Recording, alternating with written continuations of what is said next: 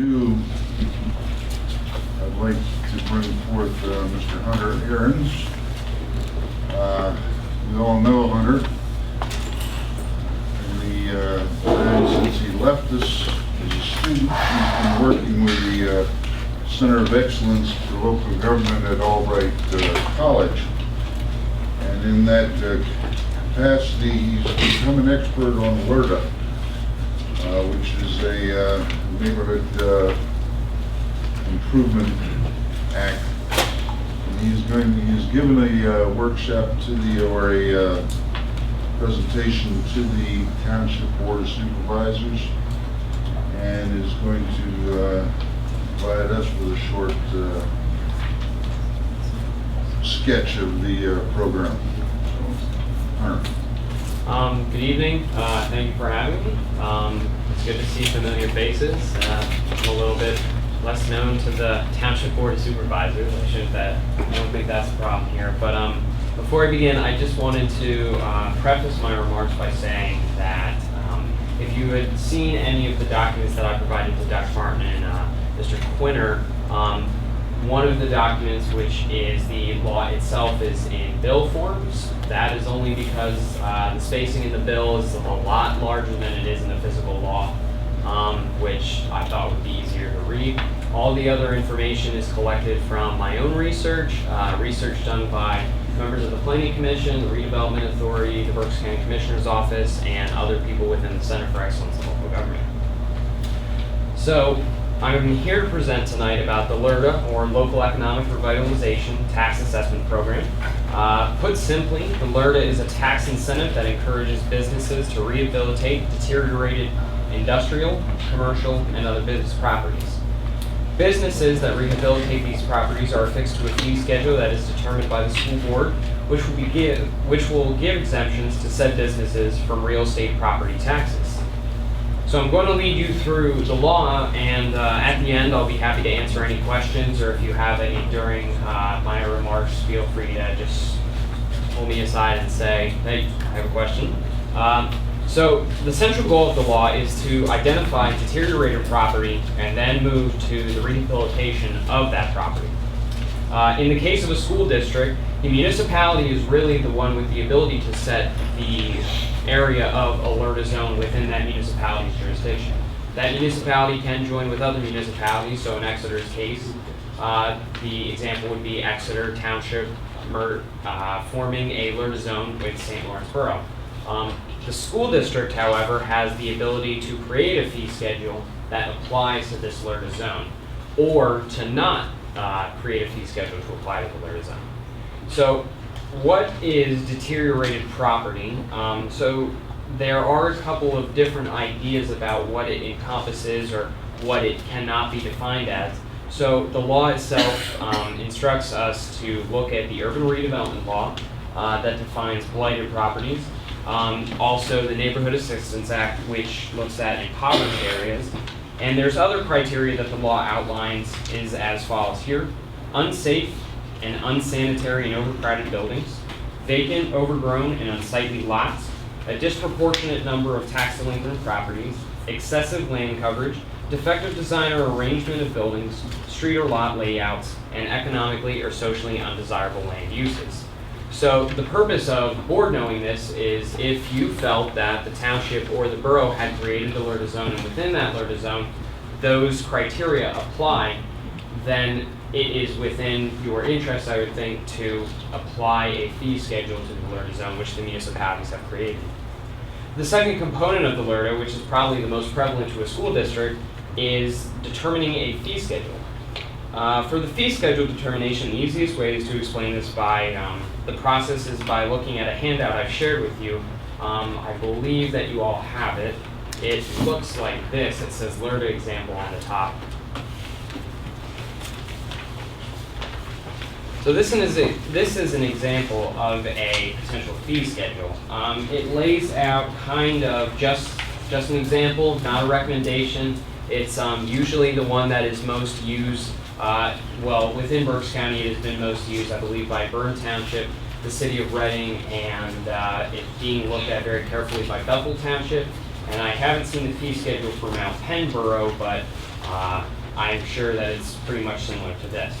So an exemption schedule can be anywhere from 1 to 10 years in length. It allows you to forgive new assessed value from an improvement on a property. So an example would be, the original building, which is considered blighted by either the township and the school district, or one or the other, or the county, is valued at $100,000. After another company comes in, improves the building, and the new valuation is $1 million, the total improved value is $900,000. That $900,000, which is the new improved value, would be affixed to a fee schedule that the school district determines separately from the municipality and separately from the county. So in this example that I have here, in the 5th year, 60% of the, oh wow, can't do off the hand math, but in year 6 of the Albright year, education for you. I know, it definitely wasn't Exeter's education, I promise you that. So in the 6th year of this exemption schedule, 50% of the new and improved value is exempted from real estate tax assessment. So $450,000 out of that $900,000, which is 50%, is now taxable under the current amount that the township or the school district or the county weighs on a company. So that changes every year, kind of like compounding interest, and it does not exceed 10 years. So that is that example, and if anybody has any questions, I'd be happy to go into that. So another important... I do have a question. Yes. So what happens if you decide, does the learning period start at the month that you make, that the company purchases the property? Because if it does, and then the company decides not to do anything for 5 years, then does that extend their 10-year tax abatement? No. So what would happen if a company came in and bought the property and just sat on it?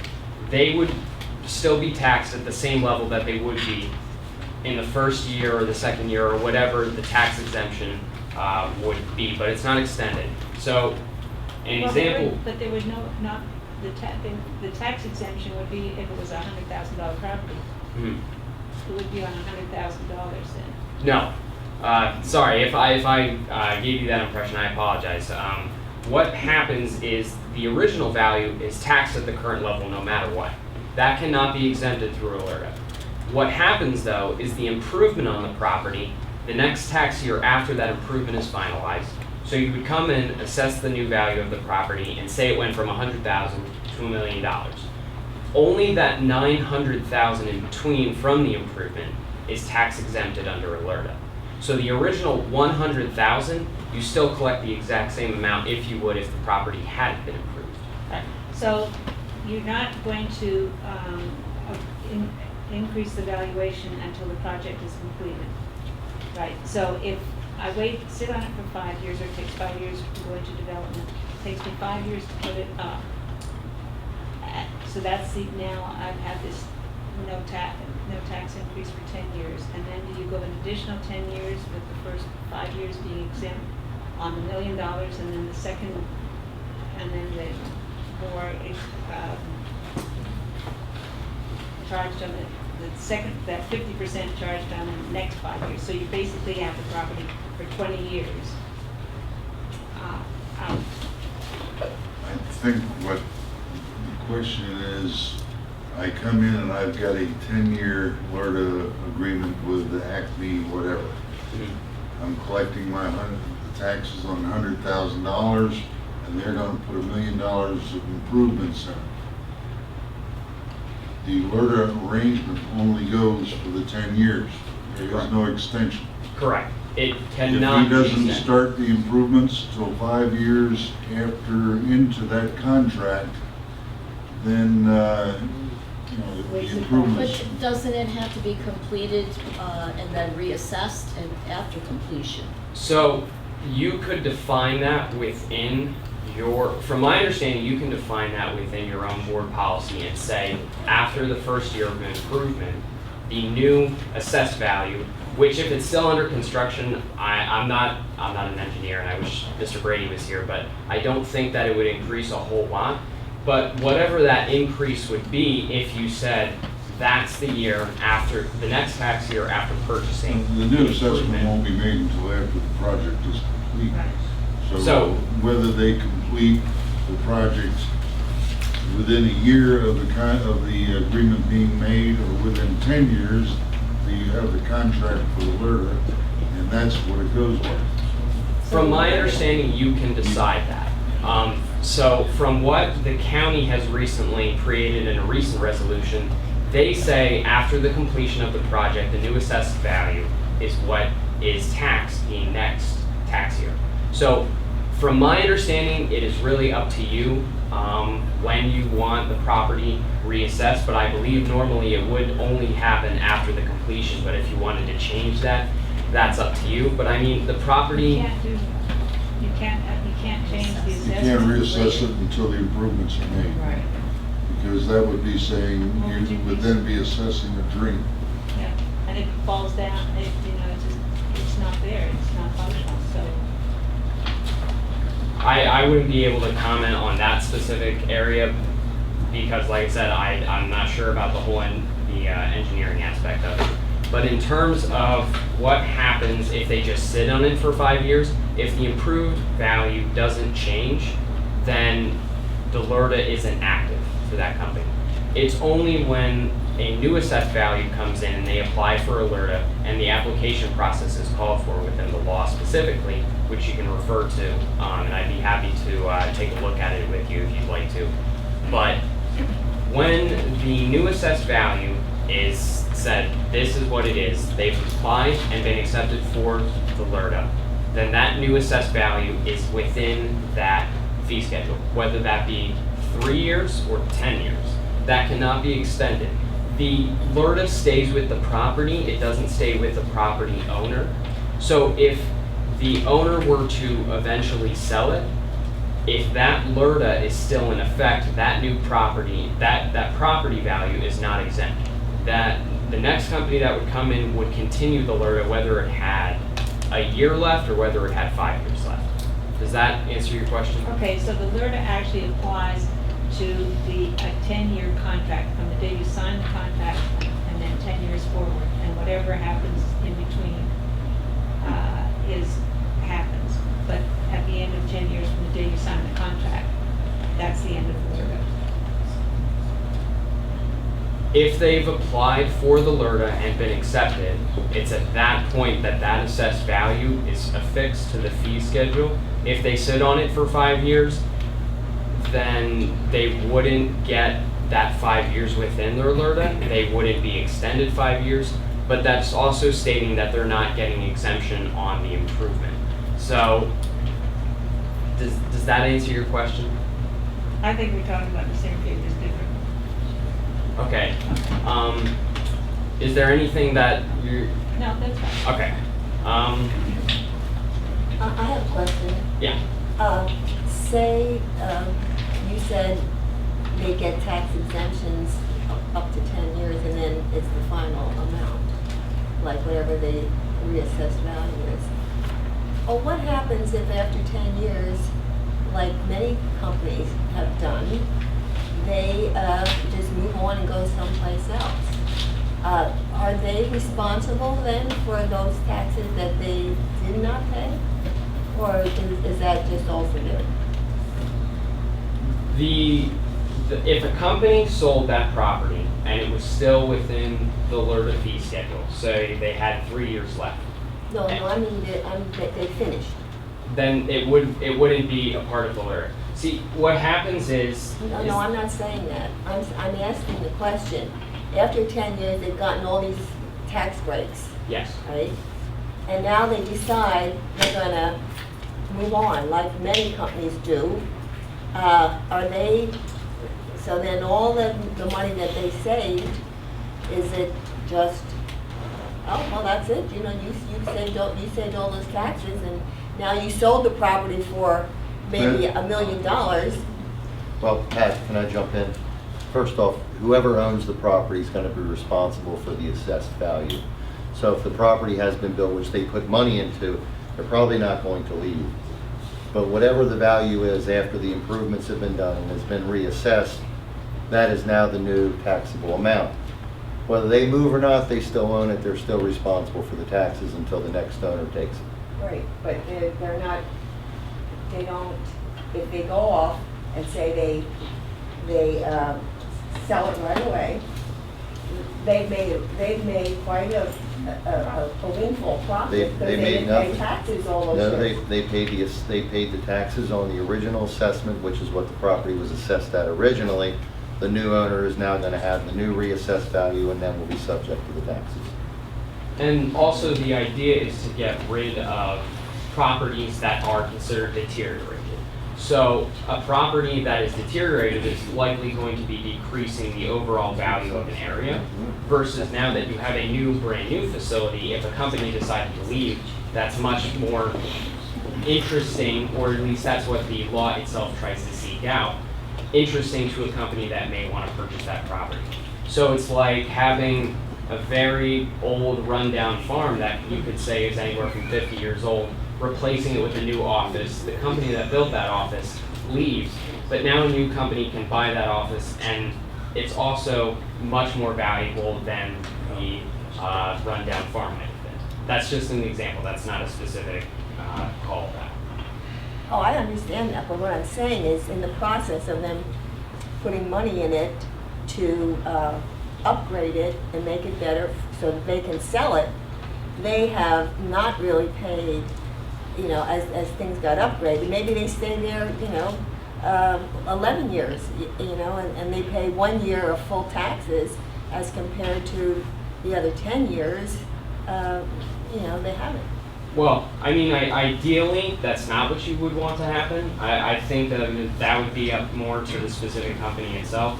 But what's interesting is that if they're paying on the fee schedule 1 year more than what the original valuation of the property is, the school district itself still collects more in taxes than it would have with either nobody paying for it or the original company that had the property at the original value, which was without improvement. So I don't know if that answers your question. Is there anything that you're unclear about? No, I'm clear that they do get tax breaks along the way, and if they improve the property and sell it, they'll make a lot of money there too, and, the school district, is out that revenue. I don't even, resolution one. Okay. So another important part of the fee schedule that's important is the option to create a maximum cost per unit. So the maximum cost per unit is the idea that if an improvement is so large that the school district or the township or the county feels that it'd be unfair for a certain amount of money to be tax exempt under the fee schedule, then they would be able to set a maximum cost per unit. An example would be $5 million. So the school district itself says the original property was worth $200,000. The improvement is over $5 million now. The loss of revenue, if you so decided, is too great that you want to set a maximum cost per unit, that you would want to be collecting taxes at a regular level above a peak in this fee schedule. So if the property's value was above $5 million, which you say is your maximum cost per unit, all of the improvement above that $5 million level is then fully taxable under the current tax structure that the district has adopted. So the third component of the LERTA law is the actual process and creation of the LERTA zone, and the respective ordinance per municipality. It's critical that all the board members are aware that the school board has no power to enact their own LERTA zone. All that they can do is, for lack of a better term, lobby the township or borough to create the best LERTA zone within your own eyes. So the most important part of that process for the school district to understand would be the public meeting, or the public meetings that a township or the borough would decide to have regarding the establishment of a LERTA zone, which is where the law calls on the school district, the redevelopment authority, the county to come and basically testify on which area or which amount of area is best served with a LERTA within their own jurisdiction. So again, I'd like to thank you very much. If there are any questions that you have, I'd be happy to answer them. If there's any that I can't answer in person here, I'd be happy to take them in written form and go through the channels that we have established to find the answer you're looking for. Yeah, just a quick question then. I'm sure I heard you say this, but I just want to make sure that I heard it properly. The maximum delay is 10 years? It cannot exceed 10 years. Okay, all correct? right, and that's set by the code? Yes. Okay, thank you.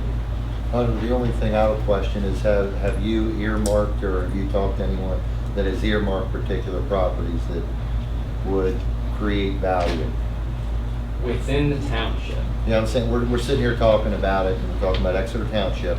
Obviously, when you think about inner city, you think of that nature. Have you gone to the extent of we earmark property X, Y, or Z? I can only speculate personally from what I've heard, but the Center for Excellence in Local Government has not done that. And from all my discussions with the County Commissioner's Office and the Redevelopment Authority, I haven't personally, and Paul hasn't, that's Paul Jansen, our director, haven't personally been made aware of any places that the county or the township would specifically like to have a LERTA. From what I've heard from some of the supervisors, they're interested in looking at the area where the old Giant used to be. But the current call from the County Commissioner's Office is for every municipality to implement township or borough-wide, or in the city of Reading's case, citywide LERTA zones, so that any business that is improved within that township is therefore applicable to a LERTA zone, so that they're able to get the most bang for their buck in the eyes of the county commissioner's office. Joe, I think that what you have to realize is that our idea of blighted and the legal idea of blighted are two different things. I understand. The Exeter Commons was 55 acres of grass, and it was declared blighted. I just asked, we had a conversation about it. I don't know if we can earmark certain things. So. There are discussions at the township of utilizing this program for some enhancements. And, but I think the important thing for us to realize is there is no requirement that we participate in this, just as there was no requirement that we participated in the TIF. So it's if the township should initiate something with this, then they would come to us and ask us. I think one of the other really important things to consider with this is that unlike the TIF, if somebody sells, the tax savings don't get passed on to the property. Well, nobody got any tax savings on the TIF. There were no tax savings on the TIF. The Commons is still paying its taxes. It's just that they are being paid to liquidate the cost of the roads instead of coming to us. Well, the point, yeah, so you're right, there was no loss except that, Well, we're the Exeter School District and we're paying to improve a state road. That's the problem. We deferred receipt of those funds. The shopping center is paying all their taxes as per schedule. I consider that as a loss to us. No, it is a loss to us, but it was decided to kind of give yes or no. If I may, I think that the most important thing to note about this versus other tax incentive programs is that the current income from any business real estate tax will not be decreased whatsoever. The only thing that could be a detriment to the school district is if you feel it's a detriment for them to not be paying the full taxes on that improvement, which in reply, it could be said, or it could not be said, that that business would not have improved that property if this hadn't been in place anyways. So, from the perspective of the county commissioners and from what the Center for Excellence has said or tried to speak about to other townships, boroughs, and the city of Reading, is that you will not lose anything from this. Hardy, you should have stopped when you were ahead. You made that comment when you were here to ask to present. And what you have, I don't know, the county commissioners have to understand this. If I have that company come in and they make improvements,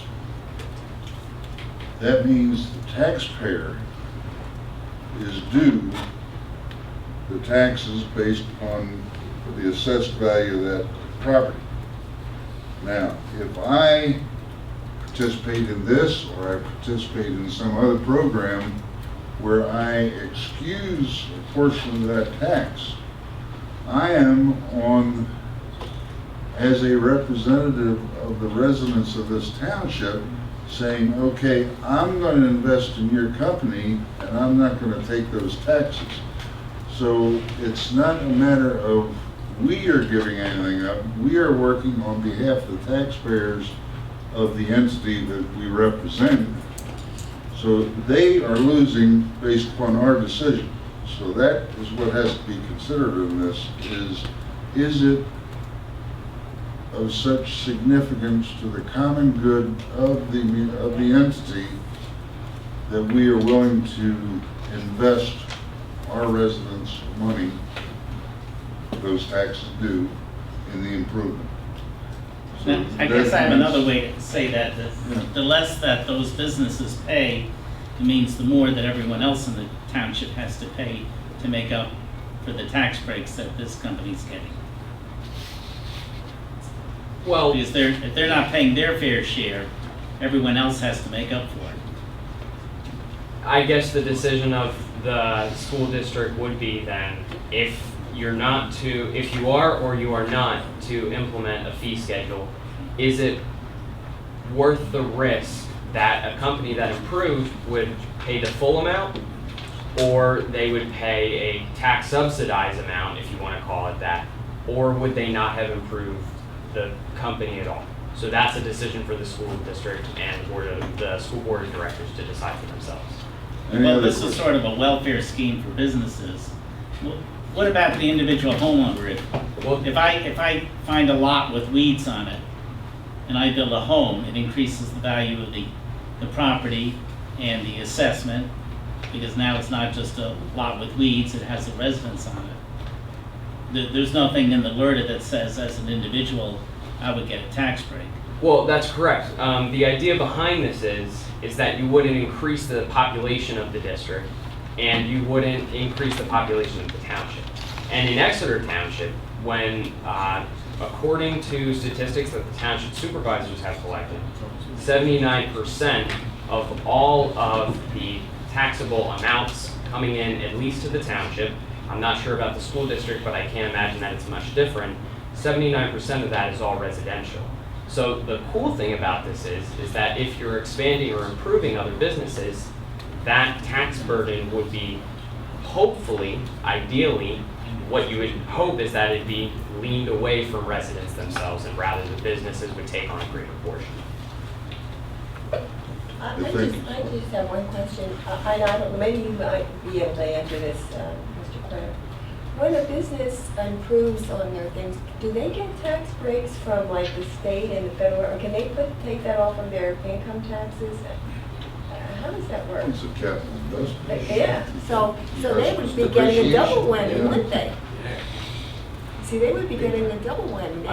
I'm not able- This program is meant to encourage improvement and development within the township, in the knowledge that at the end of this program, they're going to be paying taxes.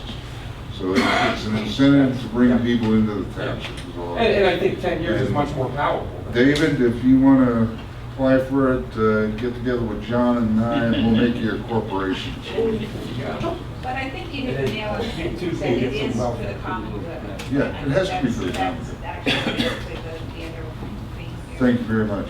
Thanks, hon. Yeah. Thanks, Thank you. And again, if any of you have any written questions, I'd be happy to take them and get you answers back as well. Thank you. We've gotten to the public comment portion of the program. Is there anyone in the gallery who would like to make comment, not particularly on LRTA or anything else, just on the general business? Seeing no one leaping forward, we're going to proceed then with the minutes. We have two sets of minutes from June 9th and June 16th. Are there any problems with those minutes? If not, I'd entertain a motion to approve. So moved, Eastinger. Second. A motion and a second. Any discussion? All in favor of approving the minutes for June, please indicate so by saying aye. Aye. Opposed? Motion carries. Treasurer's report. So what? Did we approve both sets of minutes? Yes, we did. Oh, okay. I move the treasurer's report as of the financial statements for the period ending 6/30/2015. Second. A motion and a second. Any discussion? Hearing none, all in favor of approving the treasurer's report, please indicate so by saying aye. Aye. Opposed? Motion carries. Board policies. We have two policies. This is the first reading, I believe. Medication, I assume that's in correspondence with the new laws and allowing the nurses to administer. And transportation, video and audio monitoring. I hadn't noticed the solicitor is an expert on this policy, but that will allow us to record voices on our buses if we so desire, in addition to the taping. So I'll refer those to you and we'll consider it again at the next meeting. Any questions or comments? Right. On the medications, the first line with purpose, the guardians is crossed out.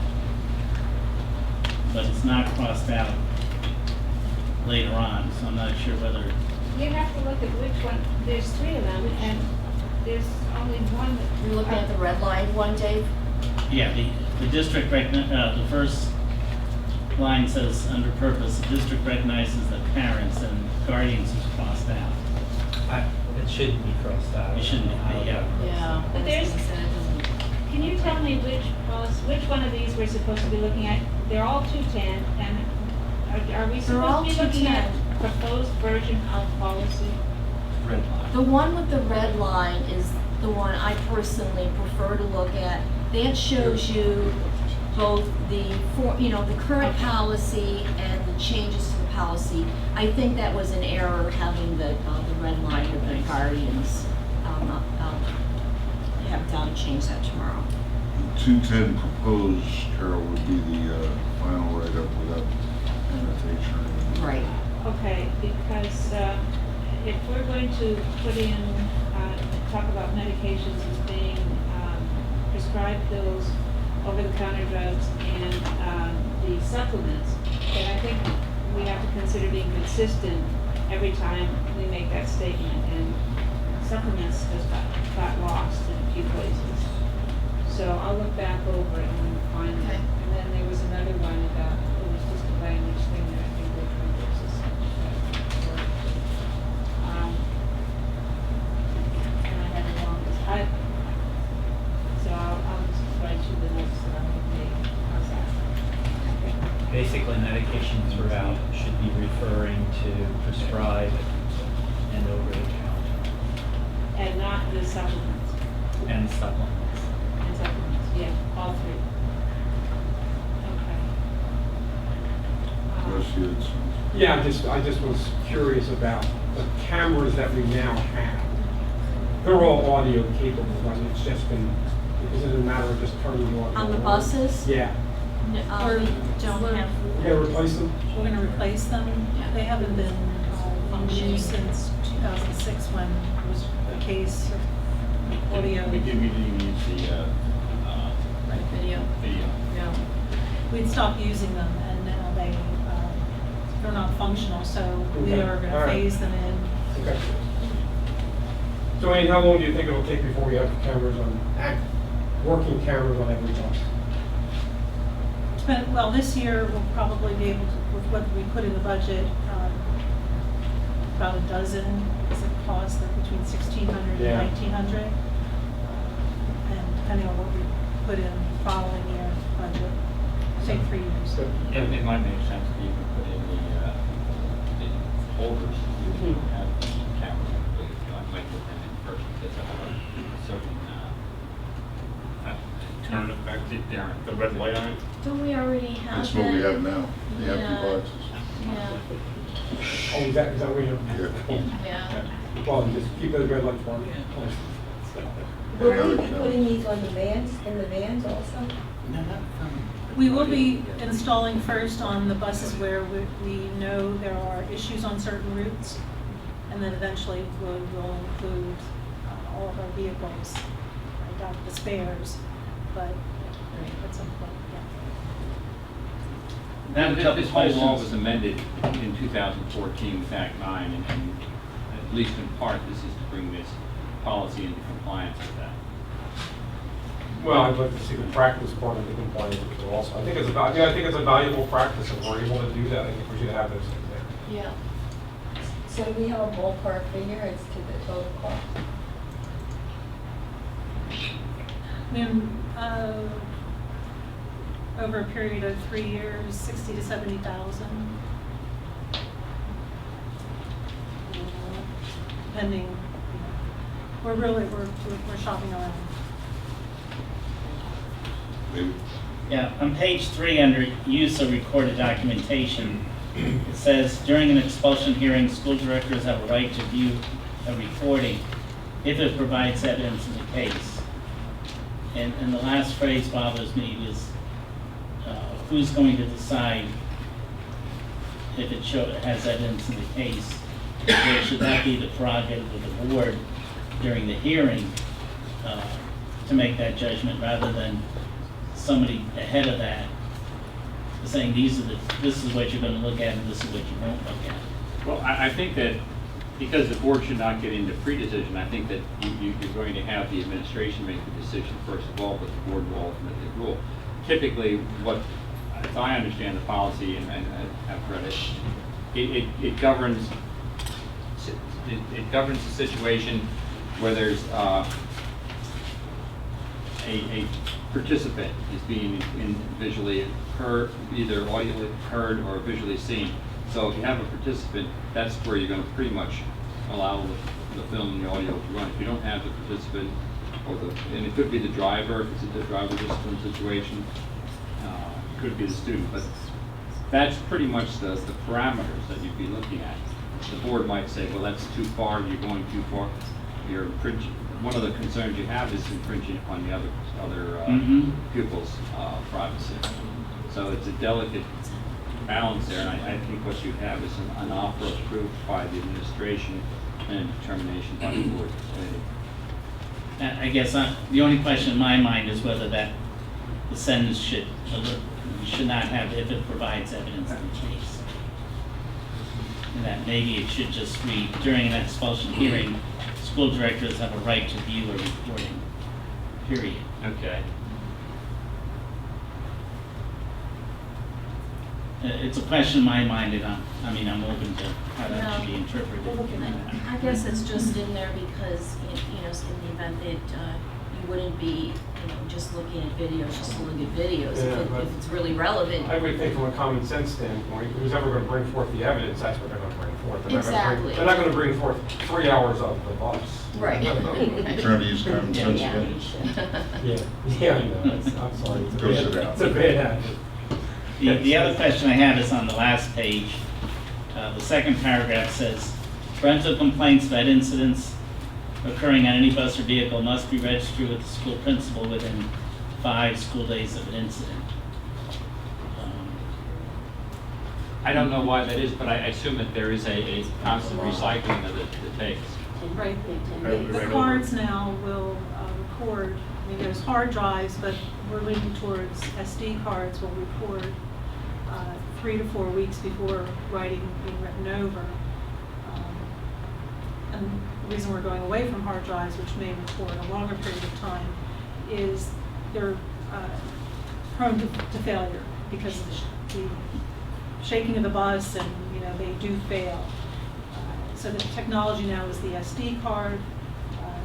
You can get a 64 gigabyte one, which will give us 3 to 4 weeks. But if we don't have timely, if someone waits a month and says, "Oh, 4 weeks ago this happened." Well, yeah, I guess that sentence confuses the reporting with the technology limitations. Because I'm saying parents may not find out from their children for weeks, especially if they're being bullied. Now, the technology reporting may not be available, but that shouldn't limit the parent's ability to report an incident. In fact, it might work counter to our harassment policies, where there are not such limitations. Yeah. That would be my The problem concern. is, you're gonna have a lot of problems as a principal trying to investigate an incident that happened so long ago, the witnesses won't even recall correctly. Change it from must to should even, as a should, Yeah. without mandatory. Yeah. Thanks. You want them to be able to report it, on the other hand, it's gonna be hard to Well, and that's a investigate. communication with the families. And I'd like to make a suggestion, as we move forward with this. I think we need to put in place a procedure where as soon as an incident is reported on a bus, we pull the SD card. Because I think at that point, if you're right on the margin and all of a sudden you don't react, the evidence is gone. But that's a procedural. That's a procedure. Yeah, I just want to make sure that procedure is in place. Yeah. So my thought is, it would also involve us buying additional SD cards. Right, there are some that have 2 slots to record, to extend the window. So we're looking at that. I've been involved in a case like that. Where? Sure, and I realize that this doesn't pertain specifically to this amendment, but I would also suggest that I would be in favor of accelerating the installations. I think that protects the students, it protects the bus drivers, and I think it definitely protects the school district. So I realize that an orderly ramp of putting these in, but I would try to accelerate them. I don't know why we wouldn't. I mean, we haven't gotten into trouble yet on a bus, but again, I rode a bus for 12 years. I learned more on that bus than only in board meetings have I learned more. Actually, they had video on my buses, but it wasn't anything to do with security. Some of the stories that my kids have told me on the bus, again, I think they ride a good bus. I think we should put them on as quickly as possible for everyone's protection. I'm sure the principals would agree with you. Yeah, I would just say I would support that also. I support that too. Right, can we ask Ann to provide that budget information for the next meeting? I mean, what are the financial implications of quicker implementation? Okay, well, it may change I can provide more information. Well, it may change the whole ballgame. I mean, the original plan was to phase it in, and we wanted to get at least 10 buses equipped for, the beginning of the school year, or, we're up against a tight timeline right now, but also to be able to make sure that what we've selected is the best product. If you want us to do the whole fleet, we were gonna have to phase it in anyway, because they'll be doing, I think we could manage getting 10 done over the next 6 weeks, but then if we want to do 10 more, at different intervals, and, you know, when the buses are down, on weekends, or on a break, we could do it that way. I mean, if you wanted to do the whole fleet in one summer, we would have, at that amount of money, had to buy it on state contract or bid it out, and then. Were we just able to ready see go. a demo of the quality of the video and the audio? We did look at the demo, one demo, we're looking at another one on Friday. Okay. And I don't think the board's intention is to delay it by having to go through the state contract or something like that. I think it's just an indication of the board's support Right. and- for putting it in as expeditiously as possible. And that possible depends upon supplies, people, and money. So, I have heard that the Republican leadership in Harrisburg has in fact agreed to give Governor Wolf all the money he wanted for cameras on buses. But once we decide, Rick and I, what product we want and the price, I could report back to the board what it will cost. don't look at it as the board interfering in the project, but rather as supporting it and doing it And expeditiously. would there be any opportunity to get a price break on a larger quantity?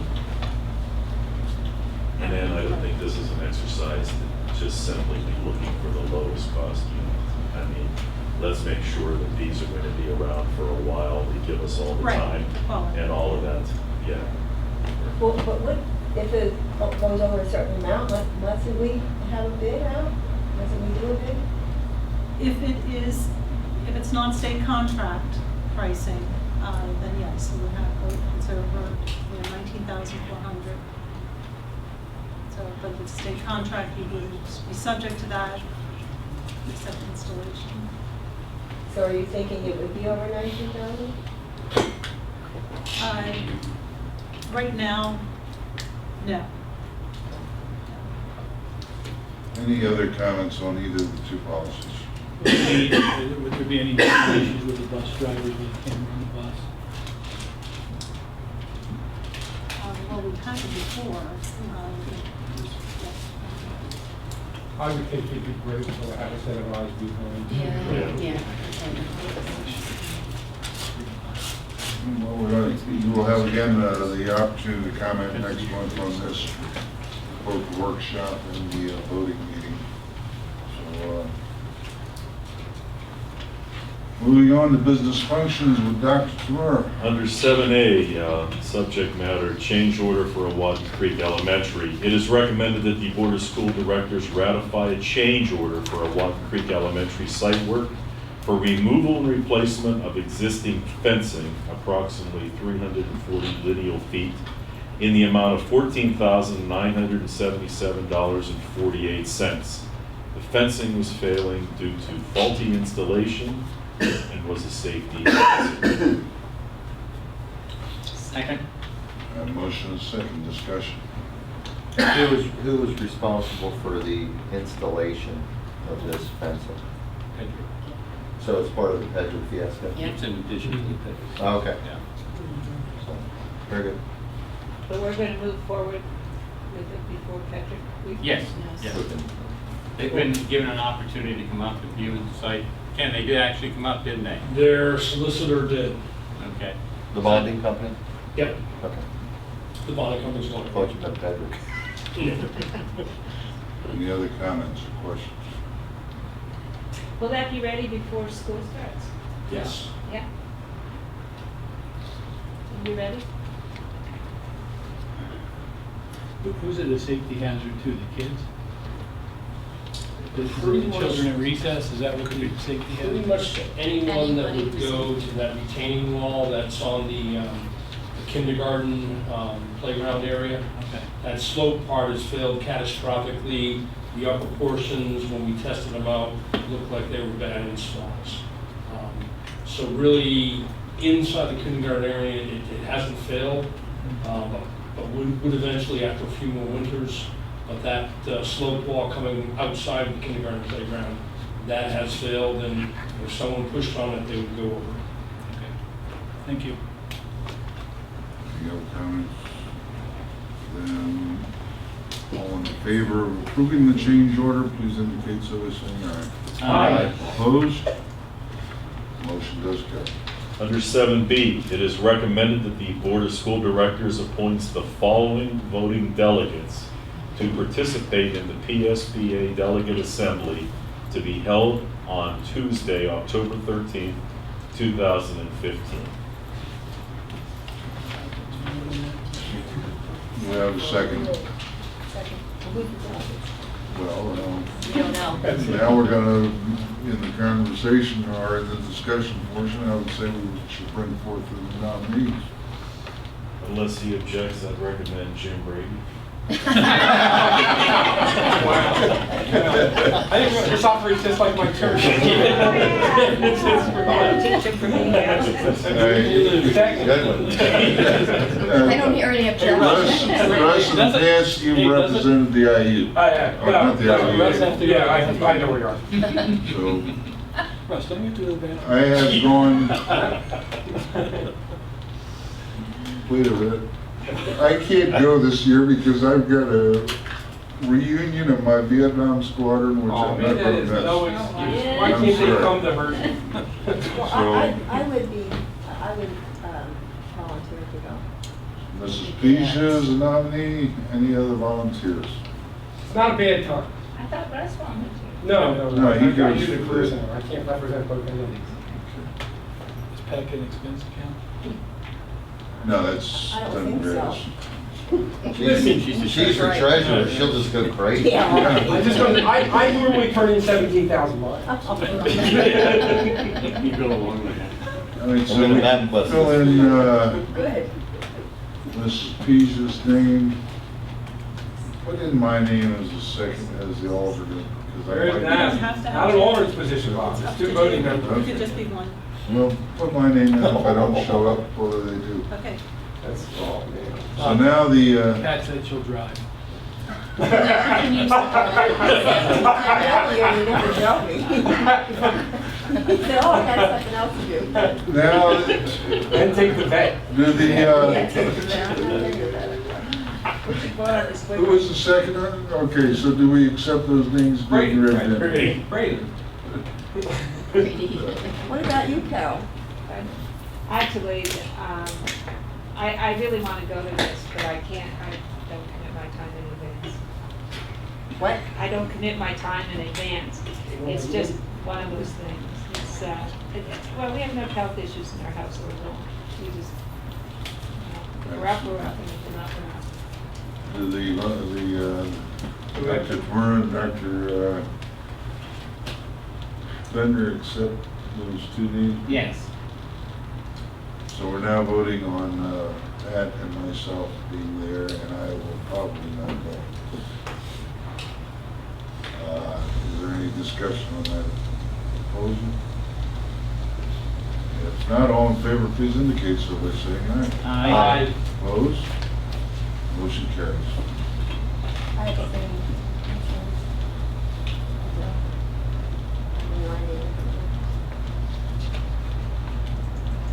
Under 7C, it is recommended that the Board of School Directors approve service contracts with Simplex Grinnell for the district's fire alarm, time, sound, and communication systems in 7 buildings at a total annual cost of $72,123 for a 3-year term.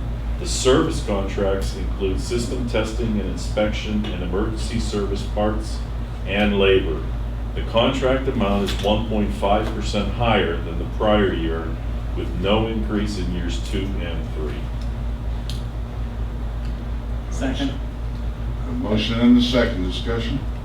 Yeah, do we have much competition when it comes to these types of bids? No, this is pretty much proprietary, Okay. Simplex equipment. What is the communication system, Ken? What does that mean? It's not telephone, it is, intercom systems within the fire panels, and I believe it also includes the area of rescue. By area rescue, the fire alarm goes off, and someone can't get out of the stairwell, they can press a button, it lights up the panel in front, so the fire department knows there's someone that can't get down the stairs. A Any further discussion? All in favor of approving contract, please indicate so by saying aye. Aye. Opposed? Motion carries. Under 7D, it is recommended that the Board of School Directors approves the disposal of equipment identified as obsolete or in poor condition. There is an attached list for your review. Do I have a second? Second. Discussion. Just a question, on some of the, like, equipment at the junior high, is that being replaced, or is it just?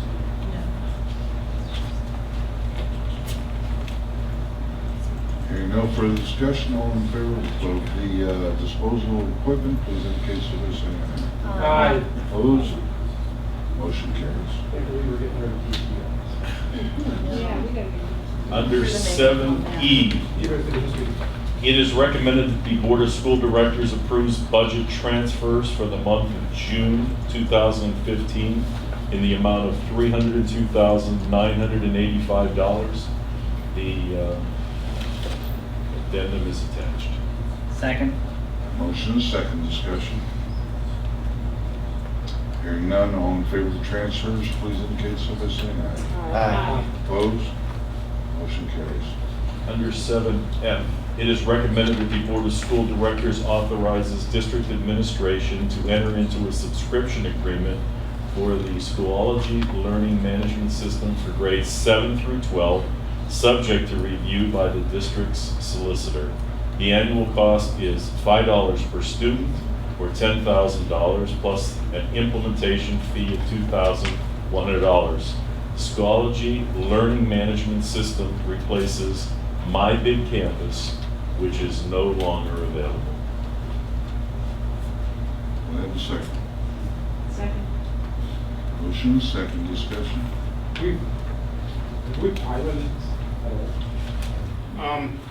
We had a couple of folks come out and there was it was called Canvas and Schoology. Those were the two ones that they looked at, and the teachers that were part of that meeting used it. It was at the end of the school year, so no one really actually piloted it. I think that to a large extent they're trying to use this year as a pilot to see how well it interfaces, knowing that this could go off the radar in 2 to 3 or 5 years, just like My Big Campus did. So. Yeah.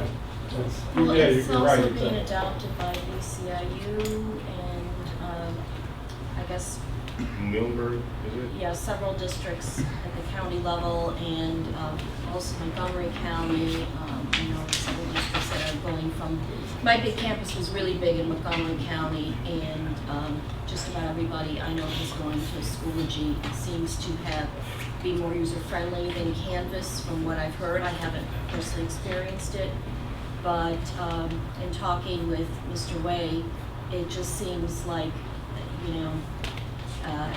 we could always change, but to do this now is probably the right thing to do with the one-to-one going full force at the high school, so we have have something identified that, can be in immediate use rather than trying to sort of.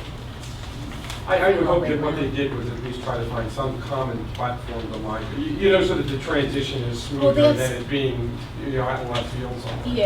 Yeah, that's what they're doing, and also this is very seamlessly integrated with Skyward apparently as well, which is a big bonus for teachers and grading and everything. Right.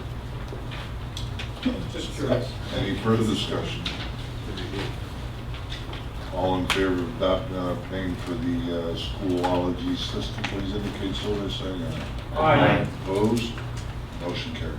Finally, under 7G, it is recommended that the Board of School Directors ratify the tentative agreements between Exeter Township School District Workers United, SEIU, and the Exeter Township School District Board of School Directors for the period July 1st, 2015 through June 30th, 2016. Second. Motion is second. Discussion. Just a question on, we're voting on a tentative agreement, so what has to happen in order for it to be a permanent? It's tentative until we adopted They have. the Yeah, union has already already adopted accepted it. it, so it's Yeah. tentative until we adopt. But it also is in the sense that it's components of what's new. It's not the entire agreement. The entire agreement will, at least will have to be integrated into the agreement. And then we'll be signing it. But we won't be signing it until that time. So the two-pager, was this a summary, or was Yes. this all that's new? So that's All all it that's is. new. All that's, Summary of what's new, but not the exact language describing it that will end up in the actual contract. Any further Pretty questions? much no Discussion? language. All in favor of adopting the contract, please indicate so by saying aye. Aye. Opposed? Motion carries. We should thank the team that did this. Yes. Congratulations, Ian. Good job. and Betty. Betty and Gloria. Team effort is what it is. Thank you, Dick. Tomorrow, Dr. Bender, personnel. I move the Board of School Directors ratify the following retirement of Ted Moan, effective June 12, 2015. Do I have a second? Second?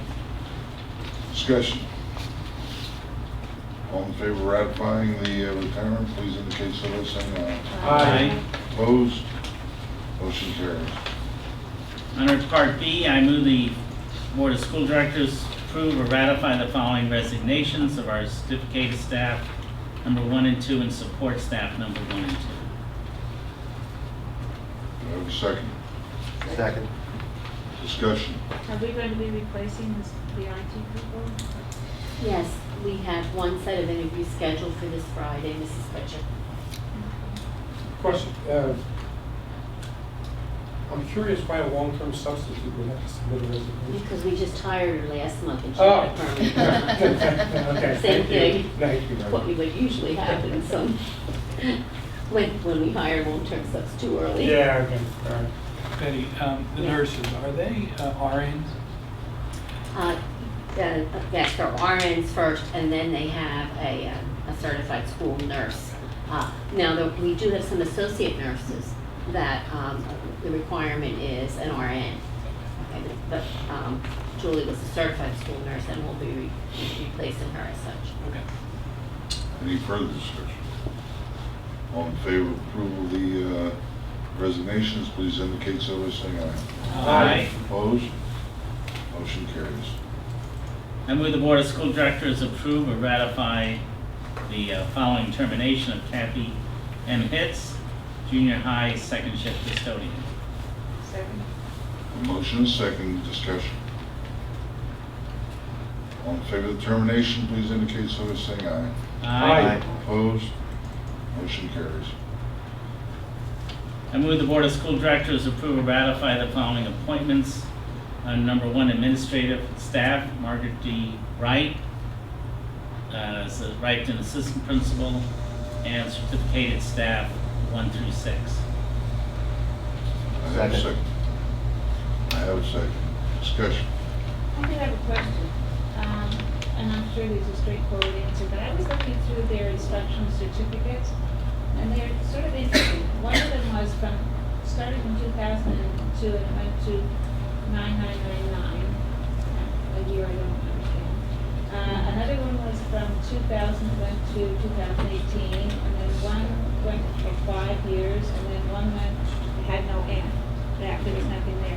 So we're just wondering if how does that work? It depends what status their certificate is in. If it's an instructional one, they would have so many years to get their 24 credits and convert into that 991. The administrators usually a 5-year period. These were just instructional 1, 2, and so some could, that's why I was. Well, they maybe you get 5 years and you can go to certain places and then maybe. For instance, a speech therapist, that she's been around for a while, she'd have a permanent certificate, the 99 years.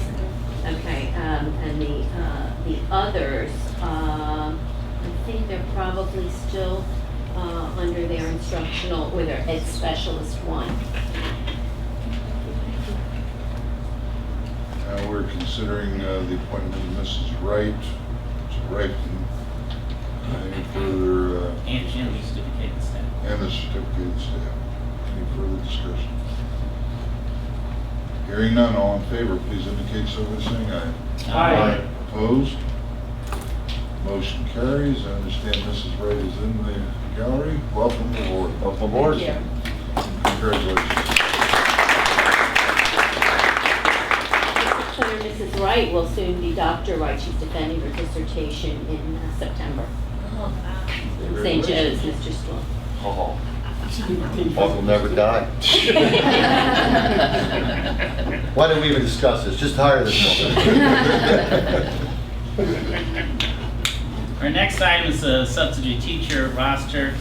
I'd like to move that we approve the substitute teachers for 2015-16, the certificated teachers, and on that item is also the teacher aides list on the addendum. Yes, the attachment. Do I have a second? Second. I'd like to amend this to add a plan. Any discussion? All in favor of the appointments as discussed, please indicate so by saying aye. Aye. Opposed? Motion carries. I'd like to now move to approve the substitute teacher roster listing the non-certificated teacher, guest teachers. Second. Motion is second. Discussion. Hearing none, all in favor, please indicate so by saying aye. Aye. Opposed? No. Motion carries. I move that the Board of School Directors approve the support staff appointments listed at number 1 and 2, and the extracurricular staff as listed on the attachment. Second. Motion second, discussion.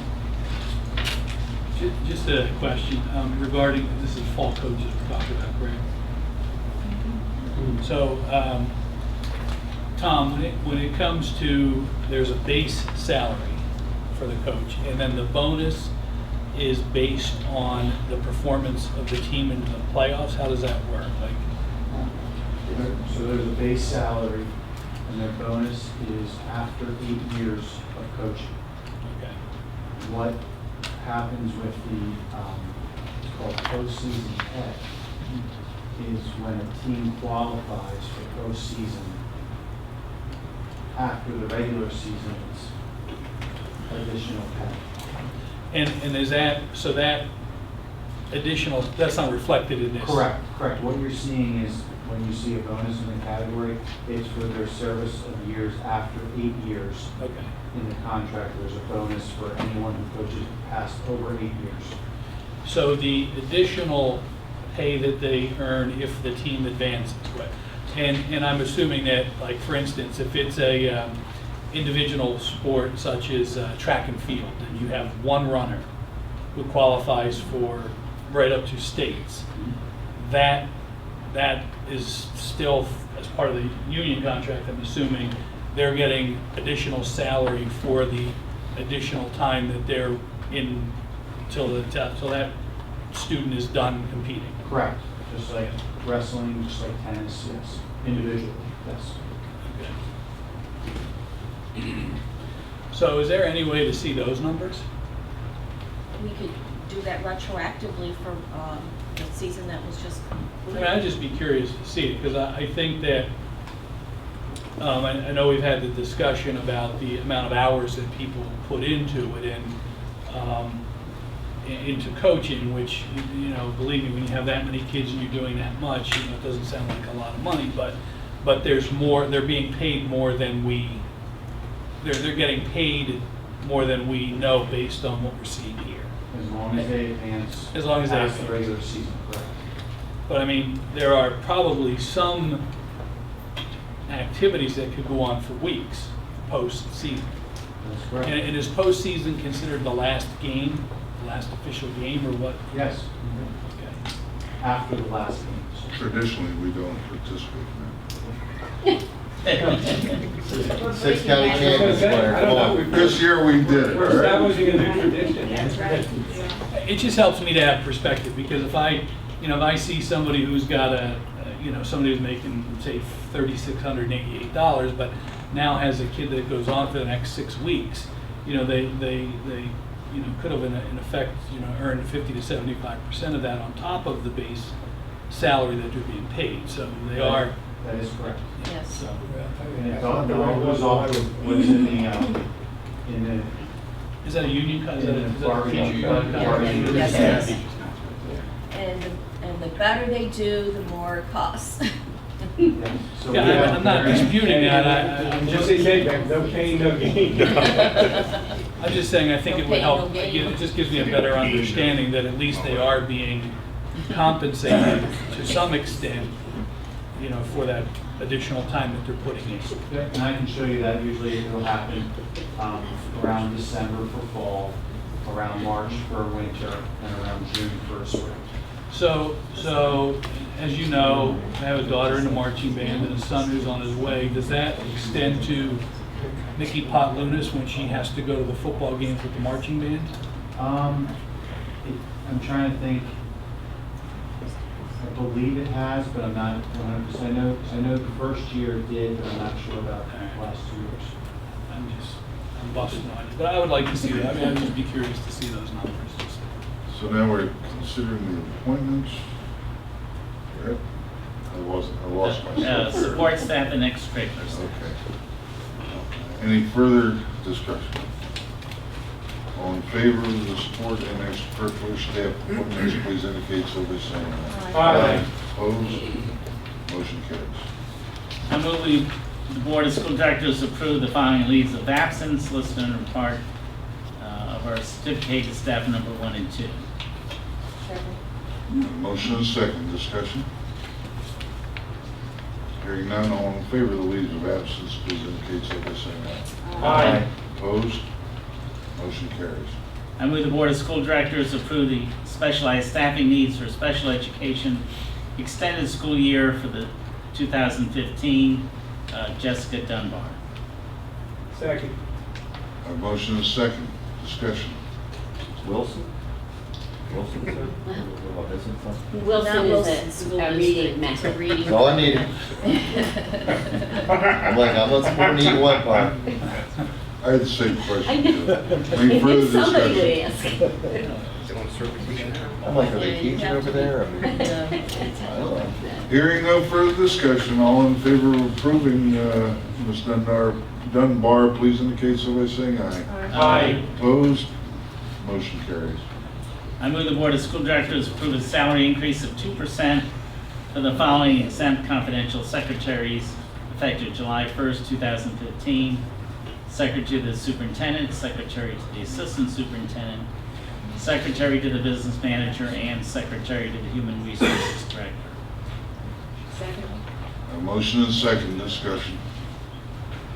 In terms of the benefits and any sort of adjustments, do they fall under teachers, or who do they fall under? Or do they fall under your group, or how does that work? It's kind of a combination of things. They fall under the support staff group for some things and then the Act 93 group for other things. They're confidential. So, yeah. Can't tell you. Yeah, I just want to say. I mean, it's Are we just, really allowed to do it's this? not even written, Oh, that's it's confidential. just how it's always been done. Right, and it's, Dr. Weber, did we not just hire your secretary recently? Yes, And now we're giving her a 2% raise rate? yes, we are. And We want to retain her. so what is her salary right now? Would that be around 30? 18 something an hour, not all going to I'm sorry. 18.70 an hour? She was hired in Yes. And how many months has she been on the job? About 6 months. Oh, 6 months. Oh, I thought it was just. I'm fine. Yeah, it does. Was not fun when she wasn't here. Any further discussion? All in favor of the increases, please indicate so by saying aye. Opposed? Motion carries. I move the Board of School Directors approve the following staff conferences listed under Part H, number 1 through 9. Do I have a second? Second. A motion and second, any discussion? All in favor of approving the conferences, please indicate so by saying aye. Aye. Opposed? Motion carries. That completes personnel. Thank you, Dr. Bender. Mrs. I Cook? just have one question. What does, who is ECEF, at the Community Education Foundation. Oh, is that, okay. I Carol, would like to thank the Thank the foundation. foundation for that. You're welcome. Please buy your bulk tickets. Yeah. All graphics. Please support the foundation fundraisers. Mrs. Kutcher, student functions. All right. Well, we have these handbooks. This goes to junior high. Oops, I guess I better move that we adopt these. Okay, I move that we adopt these. Any comments about the junior high? Second. We are looking for a second. Thank you, Russ. Okay. I should say that 3 times. All right. Speak up, Dr. Bender. I know you have a comment. Yes, on the junior high, page 48, says shorts and skirts, shorter than. Freudian. That's what I'm getting at. Fingertips. We have to go crossed to out. executive session. And now we're using the top of the palm. Great, So- I see no one here from the junior high. They all have very big, Right. they all have very large. Yeah, that's right. We've got the principal right to, but this is junior high. So I asked a mother of girls about the implications of this, because seeing we're raising the standard, raising is probably the right Yeah, I term, think right? fingertips was sort of back in my day. Yeah. The nuns. Well, actually, what her comment was that shorts, probably the top of the palm would be okay, but for Yeah. skirts, maybe it should remain the fingertips. So I'm just offering that as a suggestion. Depends on how long your arms are.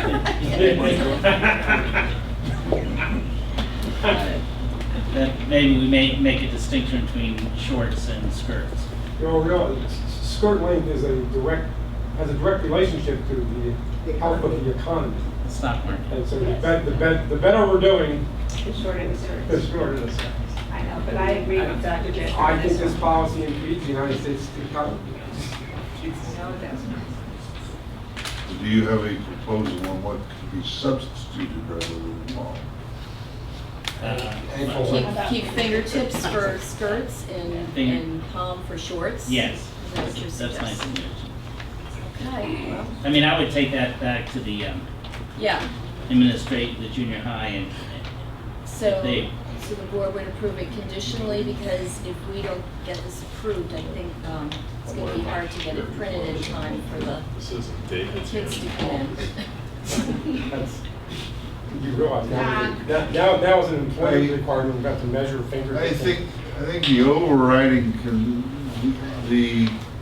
overriding criteria in any of these dress type things is the attitude of the principal and his judgment.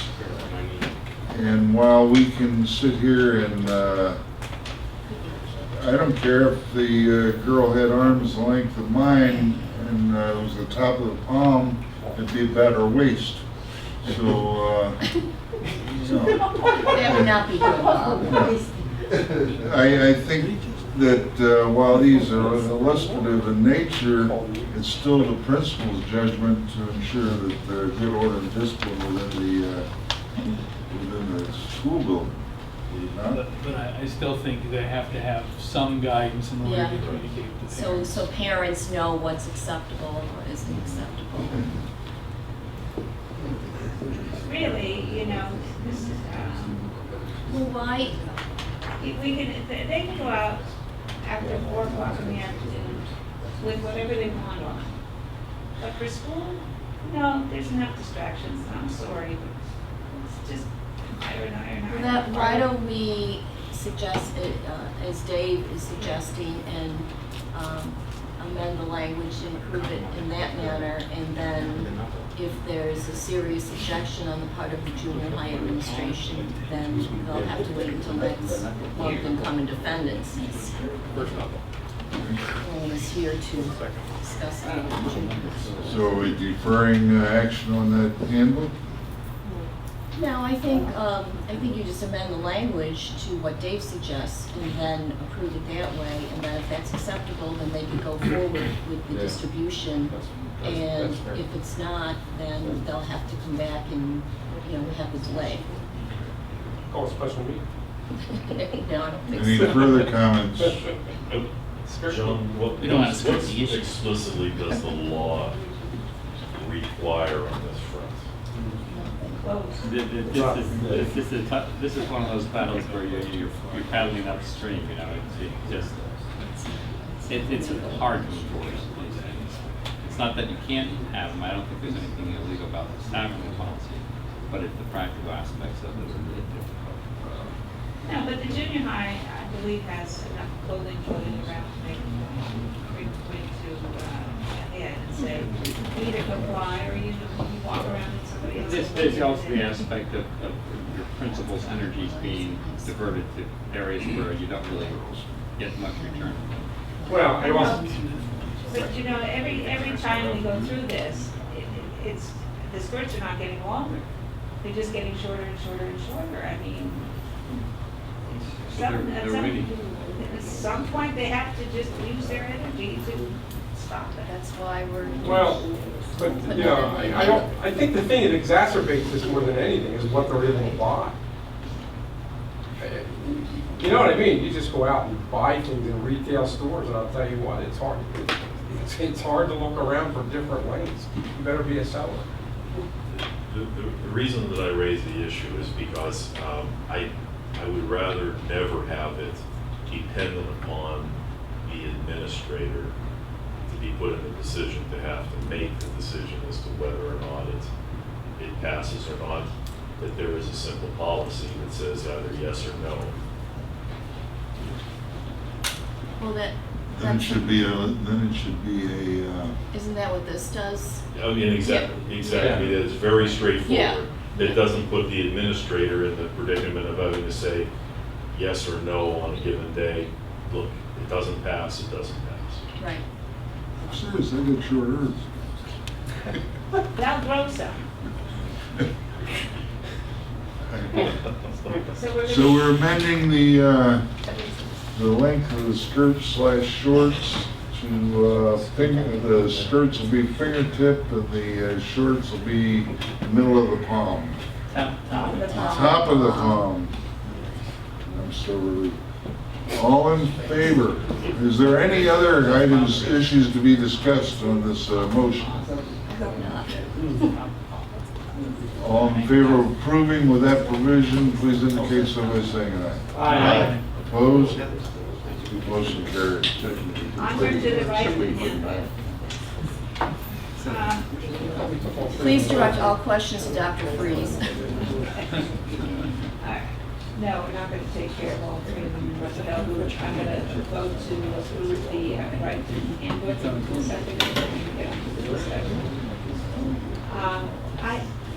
Is that okay?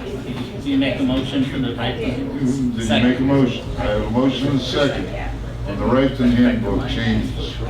Is there any discussion? Yeah, I was just wondering, there were, let's see, the elementary school had changed their policy for death in a family and with a description. And I was wondering if you were following along, if all of the schools were following along in that same vein, or if it was just going to be the elementary school that defined certain people, and then you were going to, in your handbook, because it's not part of this, if you would be defining who is eligible to have leave in the situation of a death. Or if you don't know anything about it, then you have to wait until we get down to the elementary school to find out. But they define theirs as death in the family is, oops, I don't have to, I have to wait till I get down there. It was a lineal descent, and which didn't make sense, and a couple of other things. And to me, it should have just been parents, grandparents, siblings, uncles, aunts. And I don't know if that's the same in your, if that's what you're doing. We already kind of do that. Right. We already pretty much do that anyway. Okay. And the high school is the same then? Is this for teachers? I mean, that's good. All right. So our students to what in the school? In the school code that tells you what set the things for staff. Yeah. I'm sorry? There is a criteria for staff that's in the school code that tells you what is protected in the family. Okay. You know, near relative, immediate family, and it's defined for teachers and professionals. Right, but this was this was changed, and it was an interesting description, and I don't think this is what was in the school code. So, Not for students. for the teachers. And I wasn't sure why in particular it was changed. I guess that's the issue, isn't it? Well, why don't, No, but, do you know? we defer that until the elementary discussion? All right, we can do that. And, Because the motion is on the table for the all right.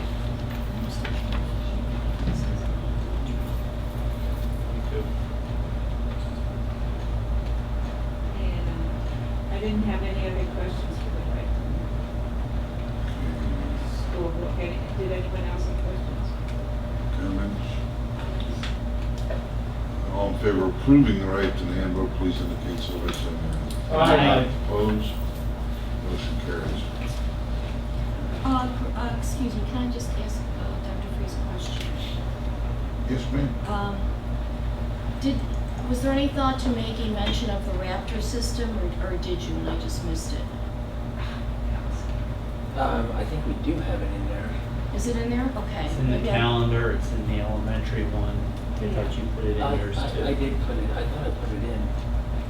Yeah, I'm not sure that the junior and senior high schools did either, but the elementary did. That just made me think about if we're gonna be using that, that's a way to disseminate information about.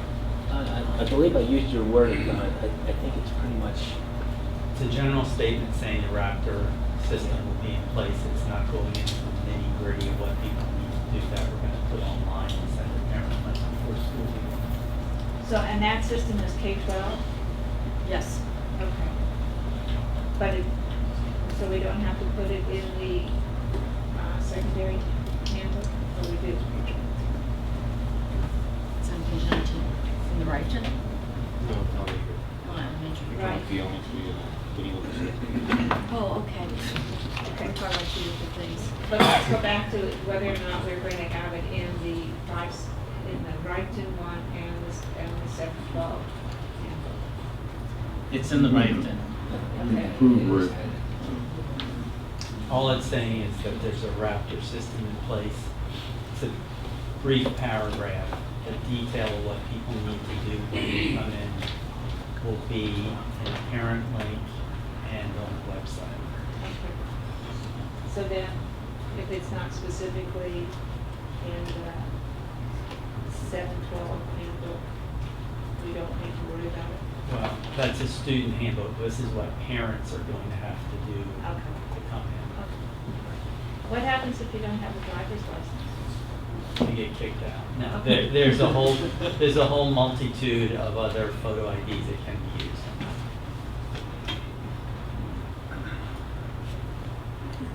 Can we move forward? Okay, the motion on the table is to approve the elementary handbook, Right. Brighton handbook changes. Second. Any further discussion? All in favor, please indicate so by saying aye. Aye. Opposed? Motion carries.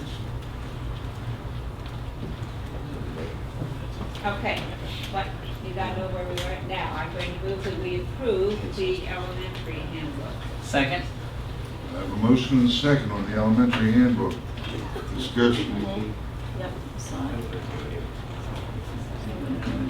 Hearing no discussion, all in favor of approving the elementary handbook, please indicate so by saying aye. Aye. Aye. Opposed? The motion carries. Thank you. Moving on to blended learning.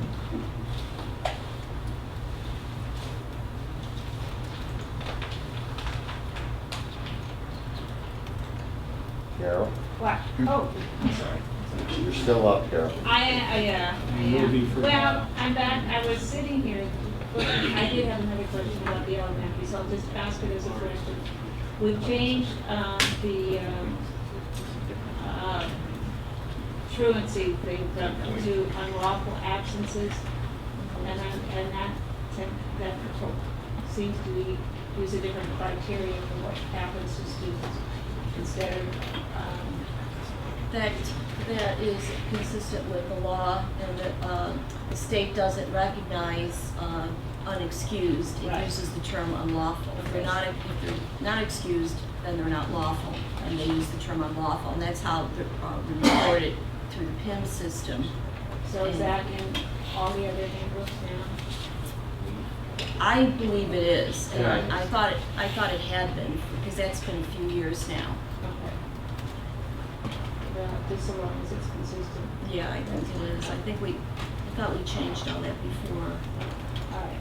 Moving right along, I move that the Board of Directors approve the blended learning agreement between the Exeter Township School District and DLN Partners LLP for a cyber school program for the 15-16 school year. Second. Motion is second, discussion. Can Hearing you none. explain what this blended program is, Dr. Miller?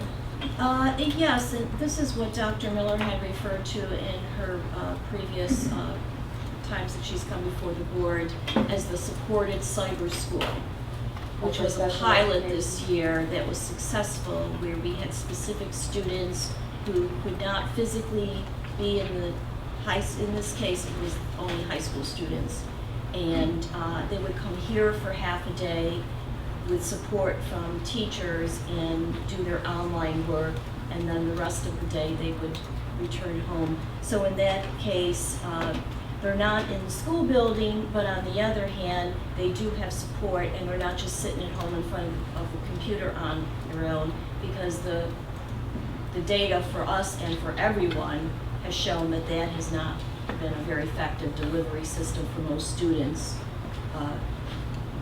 As we all know, technology could, sort of put you in, be very distracting, and the internet is a big rabbit hole, and you can fall in and start looking at all kinds of other things that are more interesting than your schoolwork.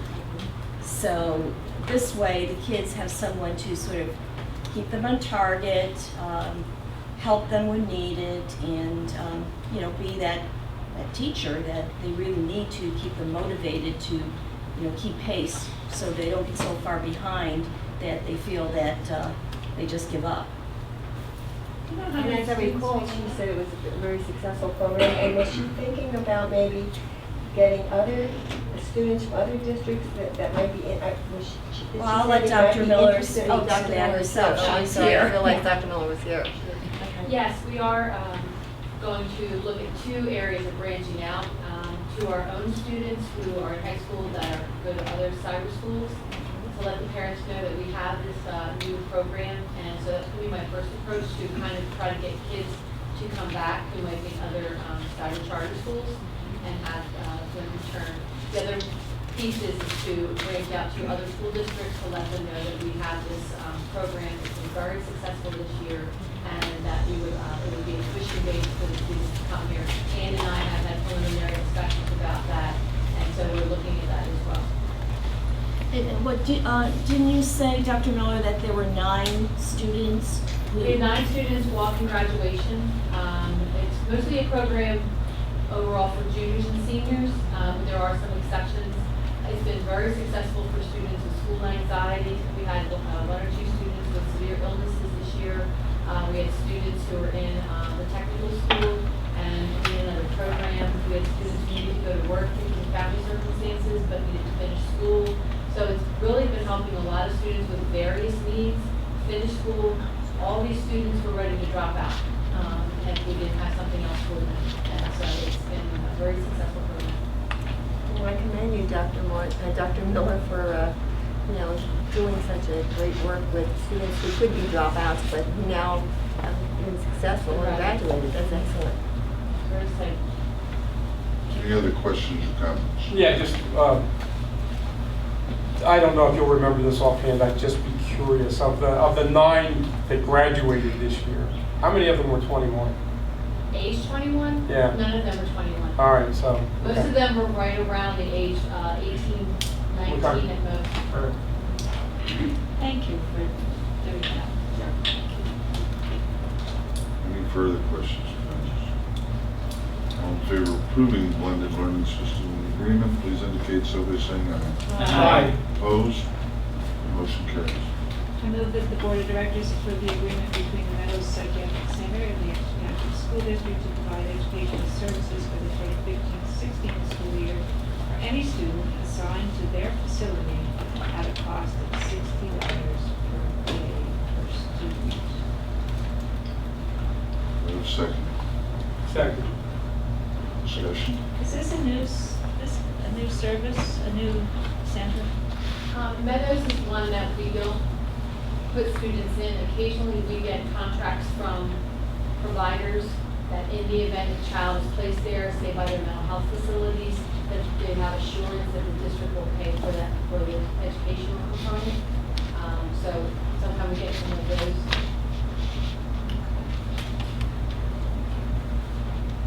Further discussion?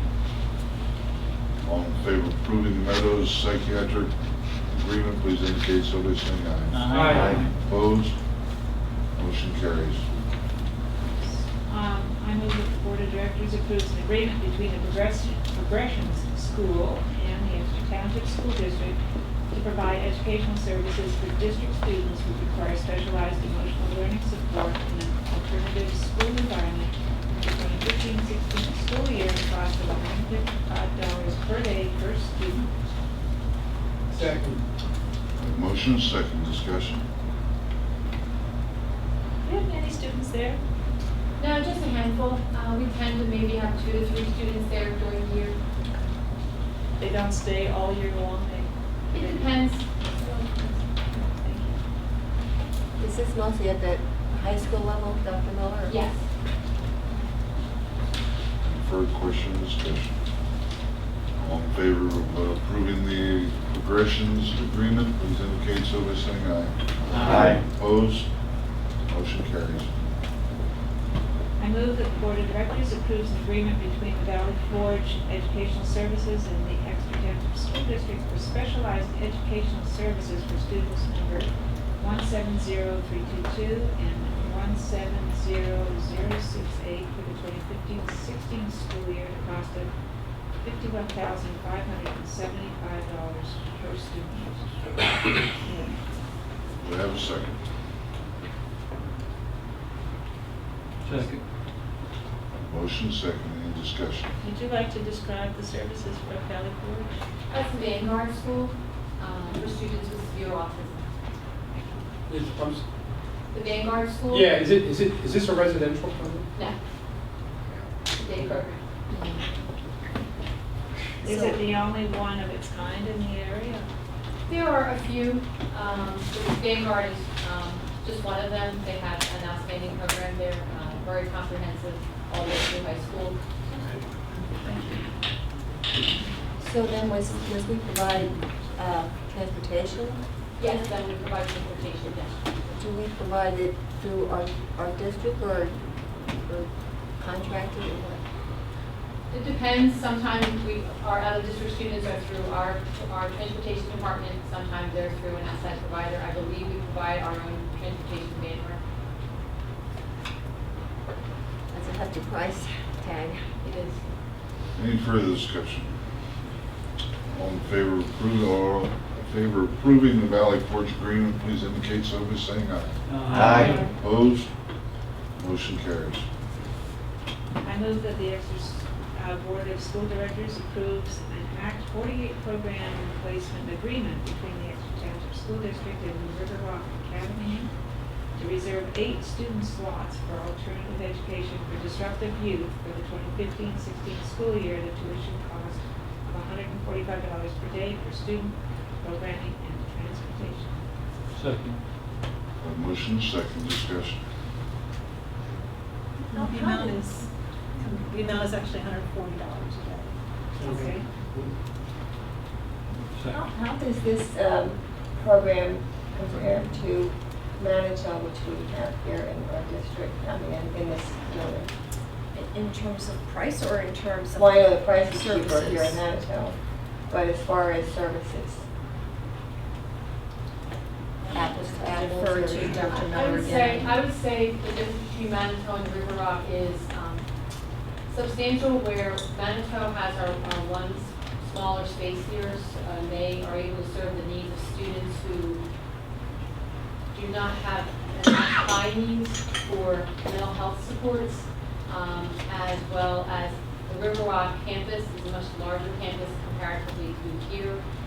They have better classrooms, they have a lot more staff, they are able to meet the needs of various students, they have an alternative ed program and a special education program, so the size of the program is much larger than Manitou. No, I know last year when I think when we first started, I checked, there weren't that many teachers involved or anything else. Comparatively. I mean, River Rock. River Rock, well, Manitou has one counselor, director, two teachers. And River Rock, I don't know their full staff, but I know they have 1 and 2 teachers. Well, their prices are like higher, isn't it? In Manitou? No, the Manitou. In Manitou, I don't have the numbers in front of me. Well, and what do we get, what do we charge, what does Manitou charge us? 15,000 at least per student per year, so that is. And River Rock charges 26,000.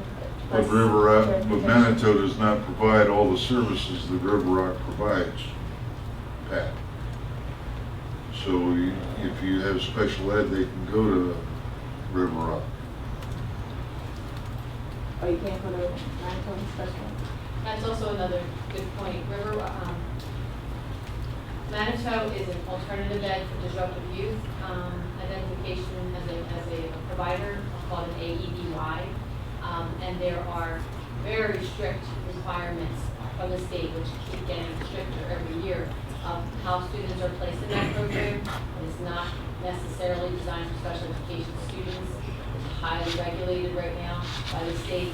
River Rock also has an AEDY program, but they also have a special education private school license, which gives us a lot more flexibility for students. With an AEDY, they are only allowed to stay 45, 60 days, and then we have to reconvene to see whether the students should stay or not, whether they're ready to come back to the school district. Additionally, River Rock, they do have just a broader breadth of services than the Manitou site. I know River Rock is a for-profit company. Is Manitou a for-profit company?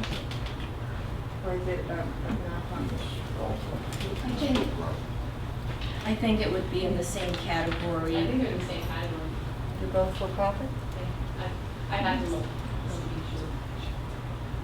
I would say that one of the added advantages too is that sometimes, particularly at the high school, we may have students that we wouldn't want to put all our eggs in one basket. We wouldn't want to put all of the students that may need additional support services in a Manitou where they're all in one classroom. We may need to look at River Rock to say, this is going to meet their needs better, not only on an individual level, but also in terms of the chemistry of the classroom in order for them to make progress.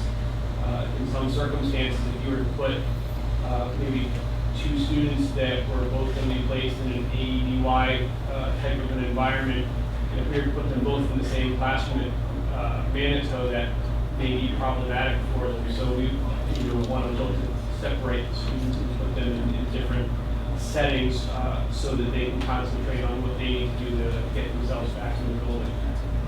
So how many do come back? I mean, how many last year that were there came back?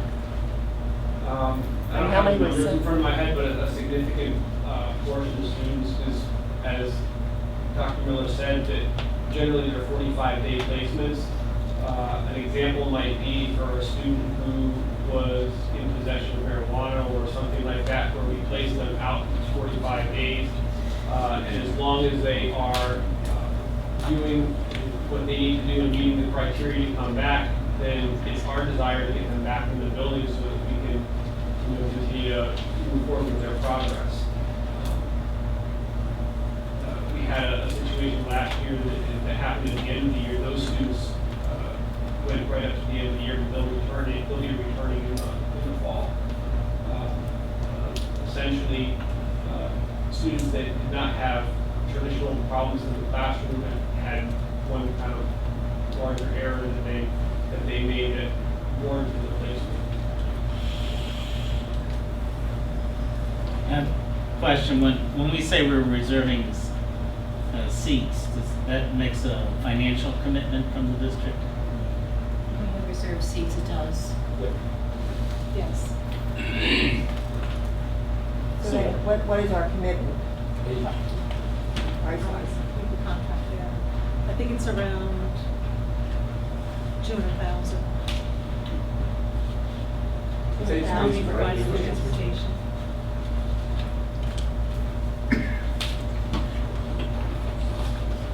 I don't need to know the amount, just looking at the process. And what is our commitment to Manitou? We've committed 2 slots and we'll be getting 1 free. So we only committed 3 slots, to Manitou, 2 slots, and 8 to.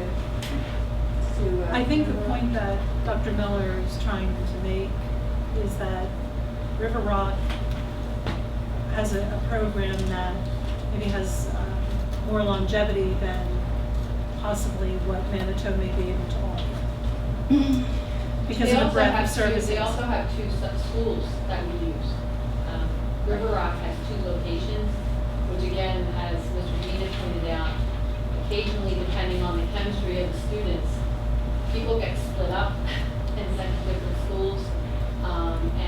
River Rock actually has 2 locations that we do use, as well as Manitou. Manitou, again, they have one room over here, and at most maybe 15 students. And their intake process, they're doing a really nice, strong job at Manitou of choosing students that their environment is really best suited for. Where River Rock's environment, they have a larger building, a larger space, they can meet the needs of different students with different needs there because students can be seen in different locations in that building. Again, it just gives also the district some flexibility when placing students, and we need to find placements that are appropriate for them and their peers and try to get them back in the district. And we have filled those slots. It's 207,000 for the slots. Any further discussion? All in favor of approving the River Rock contract, please indicate so by saying aye. Aye. Opposed? No. Motion carries. I move that the Board of Directors approves an agreement for the 2015-16 school year with the Progressions Companies, Inc. to provide mental health services to the students in each building identified by the school as needing services pursuant to the Student Assistance Program and whose family or guardian has completed the intake process. Progressions will be responsible for all costs. Do I have a second? Second. Discussion. I'd like to comment on that. Yes, the Berks County mental health programming through the state has been exceptional, and that they have found and seen that programming offered right in our schools for mental health is just one of the best delivery methods for the finances that we have. Progressions and I worked together this past year at the high school just to open one of their clinics, and it has been an outstanding success, absolutely no cost to the district whatsoever. They just have space. The Department of Public Welfare comes down and makes sure that we meet all the requirements for running a clinic here in our building. I know Mr. Dean could comment as well on how successful the mental health programming has been there at the high school. Progressions offers a variety of services from kindergarten to 12th grade, and so we are opening a mental health clinic in each of our schools starting this year. I can certainly say that it's been a phenomenal program to have at the high school, and Tabitha, who's been leading the charge at the high school, has been great and relates very well with students, and has students that are coming in even over the summer to receive service, and the students seem to be enthusiastic about coming in, and she's excited to have them, so it's been a great thing for the students. Are the 2 progression companies, are they the same, the school and the the company, or are they the same organization? Actually, yes, they are the same name, the same company as the large company. They run quite a few different mental health programs throughout several of the counties. So they are the same mother company. So one is their separate school, and then this is their Berks County affiliate for the professional mental health counseling. Thank you. I think the principals are really excited to be expanding the program into all the other buildings. Any further discussion? Hearing none, all in favor of approving the progressions agreement, please indicate so by saying aye. Aye. Opposed? Motion carries. Finally, I move that the Board of Directors approve the tuition agreement between New Story Wine Missing and the Exeter Township School District for special education services for student number 140069 for the 2015-16 school year at a cost of $275. Second. Motion, second discussion. All in favor of approving the New Story agreement, please indicate so by saying aye. Aye. Opposed? Motion carries. Thank you, Mrs. Dixon. Mr. Deasinger, anything curriculum? No, yeah, next meeting, Todd, August 4th, is that where we are? Yep. First Tuesday? Okay, that's for the committee. No. I report to the other.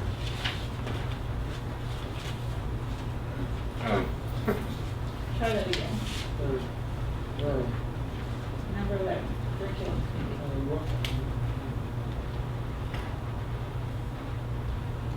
It indicates nothing. Oh, I don't. Okay. Technology, Mr. Spian. A couple of things. Thanks for the vote on Schoology. They can get moving on that. The Chromebook sign-up is going well. Devices are here. They're already set up and they're ready to be handed out. The technology group has separated the junior high from the senior high network and has beefed up. They beefed them up to handle the greater volume of network traffic. And they've also doubled their speed of their internet connection as well. So that should help, especially as we bring everybody online to high school and become more involved in our STEM-related activities. Sure. BCIU, really, we have nothing.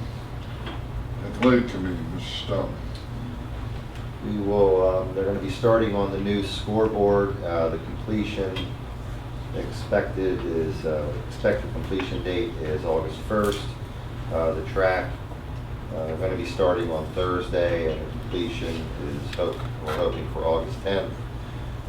For the members, Tom had forwarded some information regarding the advertising. What we're going to be discussing at a meeting in August is looking at a one-year price for advertising for our banners. What we supplied is the expiration dates for the current banners, the current pricing model. We also have prices for other school districts with their advertising information. And then what we are going to do is we are going to discuss that. But we're looking at 1 year because with the new scoreboard, we will then be looking at electronic advertising. So we're going to have to redo everything. And we didn't think it was right to try to have any type of a policy for this year, since we figured we'll probably have trouble turning it on.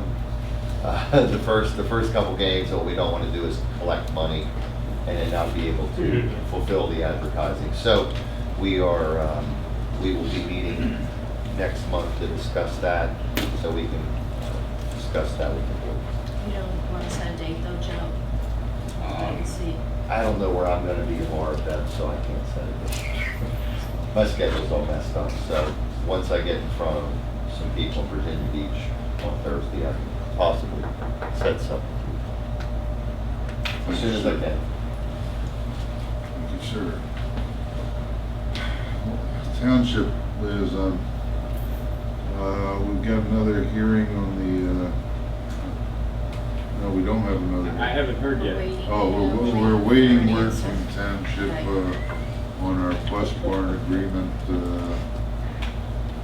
All the assurances we got that support dissipated when the first question And John, when you Should you first filed shot your is brief, fired across their back. I did file a brief on the 15th as requested. so do they have They- 45 days after that, or, They have 45 days from the last public hearing. okay? And so at this stage, which was early So August, it's been like, they had mentioned possibly setting the date next week, Tuesday or Wednesday, but I've heard nothing from them at this stage. so I setting don't it know. for next week? For a decisional hearing. That did suggest it. But I don't know if that's going to come or not. I haven't heard anything since I submitted the brief, so I don't know what's really going on with the board. Everything will ask you. Well, Bob, I'm not going to. Well, I'm leaving. Has anyone talked with them, assuming zoning is not allowed, going back to the current site, them granting any type of variances to all the issues that we would run into even to try to make this a semi-functional facility? I would, anything I say is subject to what John says, but I think if we do not get a favorable opinion out of the zoning hearing board, then our next step would be go to the board of supervisors itself for relief, and then we go back. Okay. Agree. Yeah, I do. All right. Public relations, Mr. Kramer. Nothing, thank you. DCTC. Actually, the biggest thing going out there is because we hired an executive director internally, it had that domino effect, and we ended up losing both principals from each campus. And we have replaced them. And so right now, the positions are full, and I'm pleased that that's just a couple other comments and not BCTC related. This leadership conference that the School Boards Association does in October, I would strongly recommend anyone, if you could go and spend a couple of days, I think it's really worthwhile. I will be presenting there this year. But you don't necessarily have to come to that. There's a group of us on this part of the fellowship that are going to do a presentation on setting board goals and the process for setting board goals. I also wanted to share with you, and I'm sort of excited about this, but because I think it's going to be an interesting assignment. I've been asked to serve on the transition team for the new superintendent of schools at Scranton. It turns out not to be real new, about 2 years in, and it's been a tough cut. So we're going to go up and work with the board and see if we can straighten some issues out. I think it's going to be a real learning experience for me. The leadership meeting, is that inside the PSBA meeting? Yes, yeah, that's part of that. The policy committee that we appointed Mr. Brady to, that Pat and Bob are going to the team.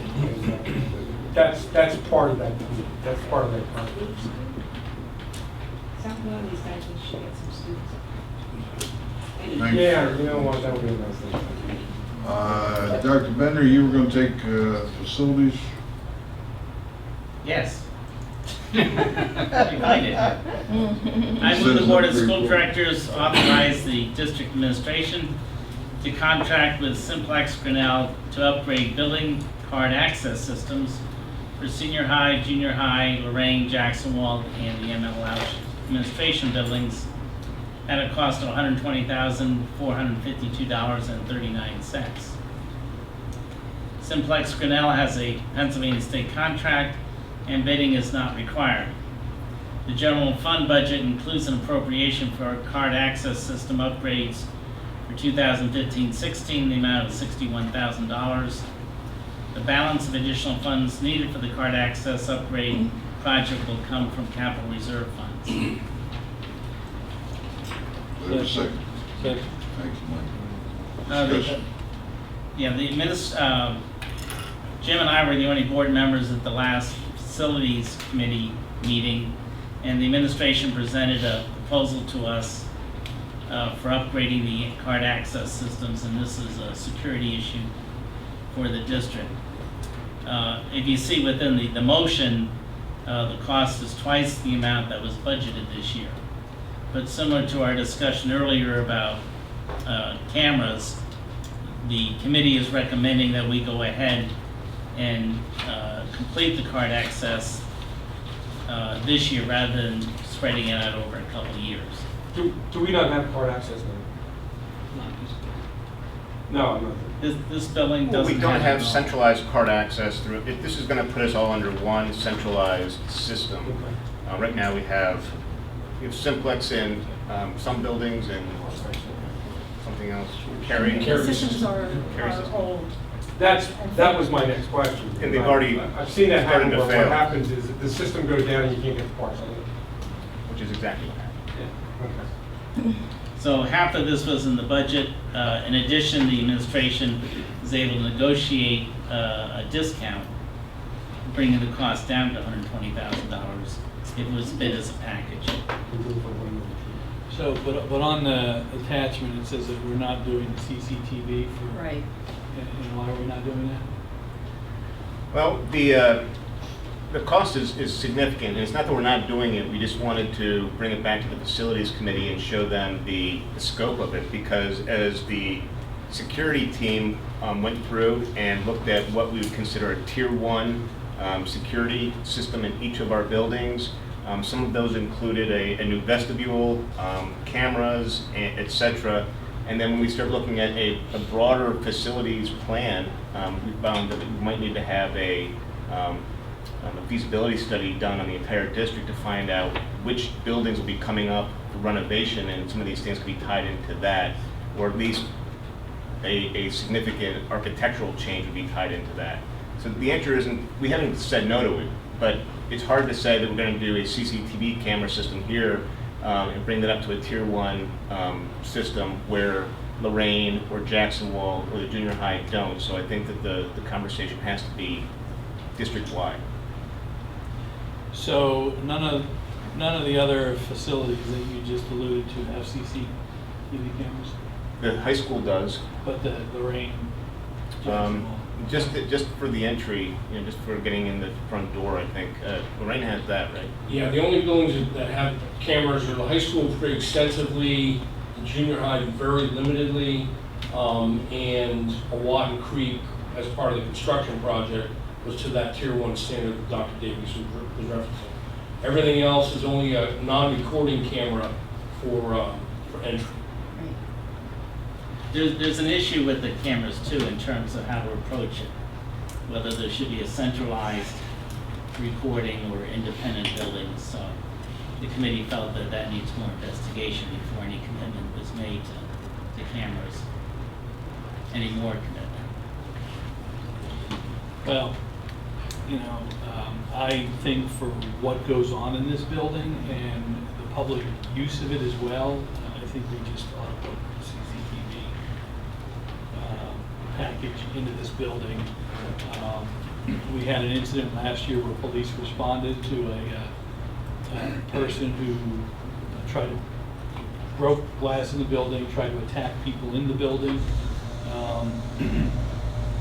We have our public meetings here. There are committee meetings that are held there. There are teacher training sessions that are held here. Plus, it's, back here is a hangout. You know that as well as I do. And you've had to talk to several young people. And I think having a camera back there would be a deterrent to some of the loitering and other events that go on here. It's not that we're saying that it's not necessary at all. It's just that the committee decided that rather than putting them in just this one building, let's take a broader look at the entire, we don't want to put in just the administration building when we know with certainty that our junior high school needs cameras as well. So that we are looking into that. I mean, it's something that we should probably put in the next facilities agenda meeting, because we do need to get this set up. Well, doesn't the junior high have some cameras on exterior? Not exterior, interior, and some of the problem areas. Which is the one that took it. Any further discussion? I don't know if we can amend it, but I would like to try to add, I'd like us to vote on whether or not we should add the upgrade to the administration building. We can vote on that. Said favor, but we wouldn't have the dollar figure, so I'm not sure how we, Well, there is a We dollar have the dollar figure on the, For the- on the attachment. okay, I'm It'll be sorry. $20,000. The reason that But- we discussed not doing the administration building at this time was technology might be different. Whether Well, you think about technology, I mean, the technology's gonna change all the time. We do this at the hospital, we have 90 cameras, we have them all over the place. And, you know, it's just, it's cost of doing business. And to me, it's just a question of, again, high traffic, there's a sensitive, the emotional issues that occur in this building when you're, you know, dealing with student issues and stuff like that. I mean, I would just like us to vote on whether or not we want to put them in, and you know, if you guys want to vote it down. I want to just clarify what that camera system is at Loush here. That's not the complete outdoor camera system that would bring us up to a tier 1 rating like we would consider a Watton Creek. That just has us on the main entryways. It's 3 cameras? That is correct. The biggest portion of that dollar amount is the network video recorder. That piece of equipment basically is your hub to where the cameras come into. So that's why it's so high for just that amount. The idea when Simplex quoted that was we're already pulling lines to those entry points. And they basically would save on the electrician installation by pulling those 3 cameras in at the same time. I believe, Dr. Bender, from the generalized discussion, the direction that was given to the committee, the administration committee, was basically to do this as a first step, but quote out all the other buildings and get a picture of what the overall CCTV cost would be before we went on to that next step. So I don't think it's mutually exclusive. I think it's more of a, this is the first step, and the next step was look at all of the camera needs in the district and then come up with the right solution for that. But currently, there's no security in this building at all. You're absolutely right. Correct? I mean, there's no card access, there's no cameras, there's nothing. There is card access here. Okay. It's one of the old carry systems. But I mean, there's no, like, for instance, I mean, if I come up, you know, on a Thursday morning and want to come in and meet with you, I mean, that door has been, is it still open to the public, or do you have to? As of No, you have to press the last button. fall we put a lock. It's a visual. So there is some, yeah, Yeah, All right, so that we're was- voting on the original proposal at 120,000. Any further discussion? All in favor of the upgrade, please indicate so by saying aye. Aye. Opposed? Motion carries. Audit and payment requests, Ms. Peters. Well, we're going to, the audit committee is going to get together as soon as Ann has all her things for the auditors, and, you know, I guess we'll have some questions, or, you know, make sure we everything's in order. It starts August 31st. So August 31st, I guess we'll have one more maybe before then, or? I'll touch base with Chris. All right, now I ask you to approve all the payment requests. We have a total of $3,904.61 of total voided checks. We have a total list of payments from the general fund of $1,714,734.84. From the capital account, $4,998.14. From the 2014 capital project fund, $4,963.85. And from the Watton Creek Elementary School, $65,506.43.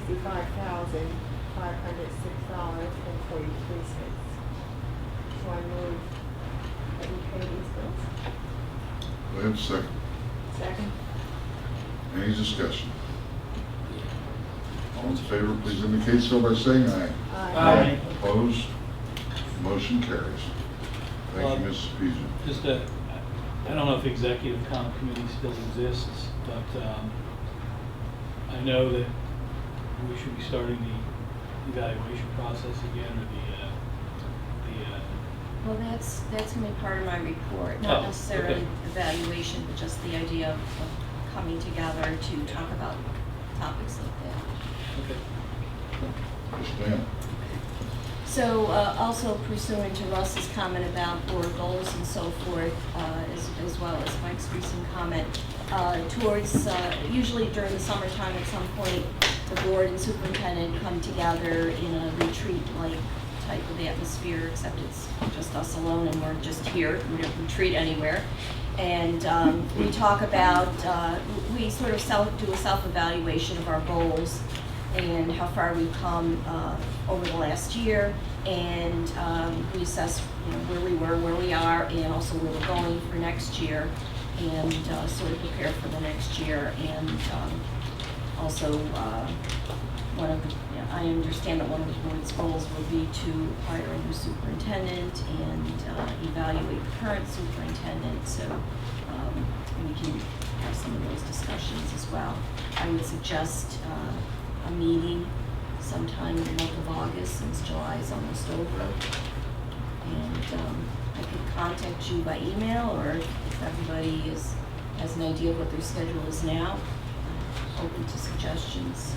Well, I know on your way from like August 4th to the 12th. Is it gonna be a Saturday then? Like what we're gonna do? It could be Russ, or it could be an evening, whichever works Okay. works best for the, yeah. So it's totally up to you, is what I'm saying. It could be a Sunday, it could be a Tuesday. Well, probably can't be a Tuesday. There's probably something else happening. Why don't, unless anyone has some anticipated dates, we know Pat's not available between the 4th and the 12th, why don't you pick some dates and make a recommendation? Okay, I'll send it out in Sometime an between the email, 4th and the so 12th. I'll avoid the 4th through the 12th. Oh, I thought you said Mr. Quinter said that you should have it. I think he did. That's what I thought he said. That's just disrespectful. You can always tell it. You don't leave that Yeah, back. you got one of those dial phones at home, right? You can tell it. And would you like me to distribute the evaluation electronically, or Yes, please. just so everybody has a copy? I can do that right away if somebody wants to get started on it. Yeah, can you send a copy of the goals as well, so that way we- Oh, yeah, good idea. That's it's always good, helpful. good to have. I'm running out of room on this little piece of paper, things down that I have to do. That's it. Thank you, ma'am. You see in front of you the story about the ash, that's ASH trees in Lancaster.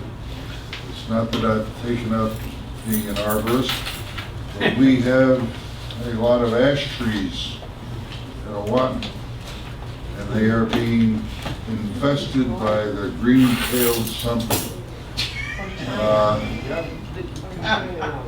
I've been contacted by a forester who is going to do business with the gun club with a proposal.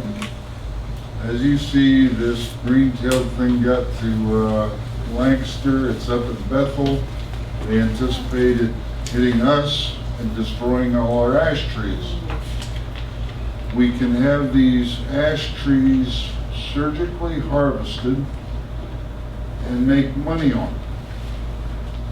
And the gun club has a forester who is willing to come in and do the survey, tell us how much we would make on it. He will take care of all permitting and all other environmental requirements, and is reimbursed at 15% of our total take. What they do is they survey the trees, they put it out for auction, and they put an auction out for bids, and then we give him 15%. He does all the work, and we take 85%. What I'm looking for from you all is permission for the administration to enter an agreement with this guy. There's certain things that must be considered. Normally when they harvest trees, they cut the tops out of them, and the tops lay on the deck, and rot away. Well, we might want to have them removed, we might not want to have them removed. Stump removal is a consideration. But all these things, I believe that the business section and the facilities section of the district could easily handle. So I am looking for any questions you might have, and then I'd seek a motion to authorize the administration to make contract with this man. Is this an item that requires urgent attention? It is, because once the trees are infested, they are worthless. Okay, so what time frame? Well, you don't like to cut trees in December other than Christmas trees.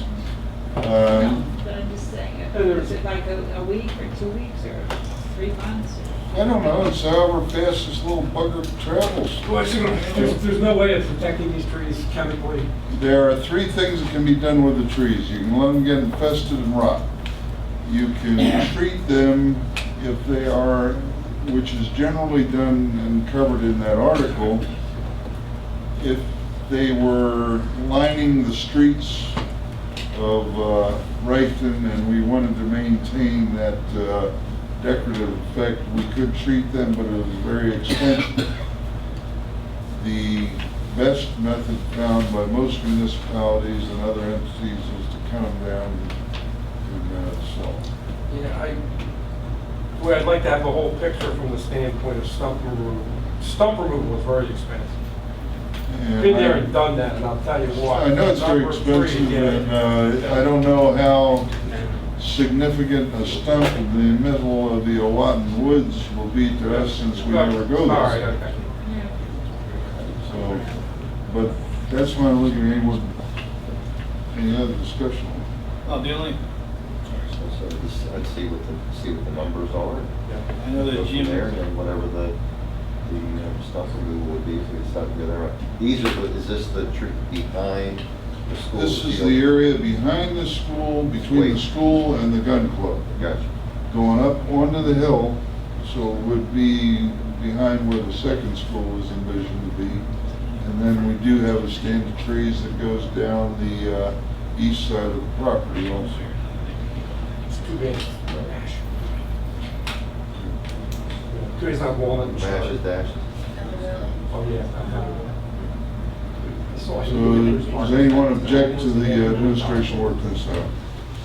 I know that Jim raised some issues in his email, so, and Yeah. I know you mentioned some of them, so just, you know, his concern, you know, basically was that they're really good at removing the trees with the aesthetics of doing it, and all that stuff. So I think as long as we consider those. I think they should be considered. Well, We used to do this a lot down Mississippi, but yeah. These strip mining lines. It's a reality show like that. But, so no one has any objections to the administration getting with the guy? On the website is a survey regarding a new superintendent for input as to any desires. This is available to the public, and I invite anyone and any interested party to go to the website and complete that survey. And I had the pleasure of attending a commissioning ceremony this morning. Dr. Martin is legal again as authority for law. So I would like about 15 minutes of y'all's time, and then we'll go home. I'll entertain a motion to adjourn. So moved. Second. Adjourn.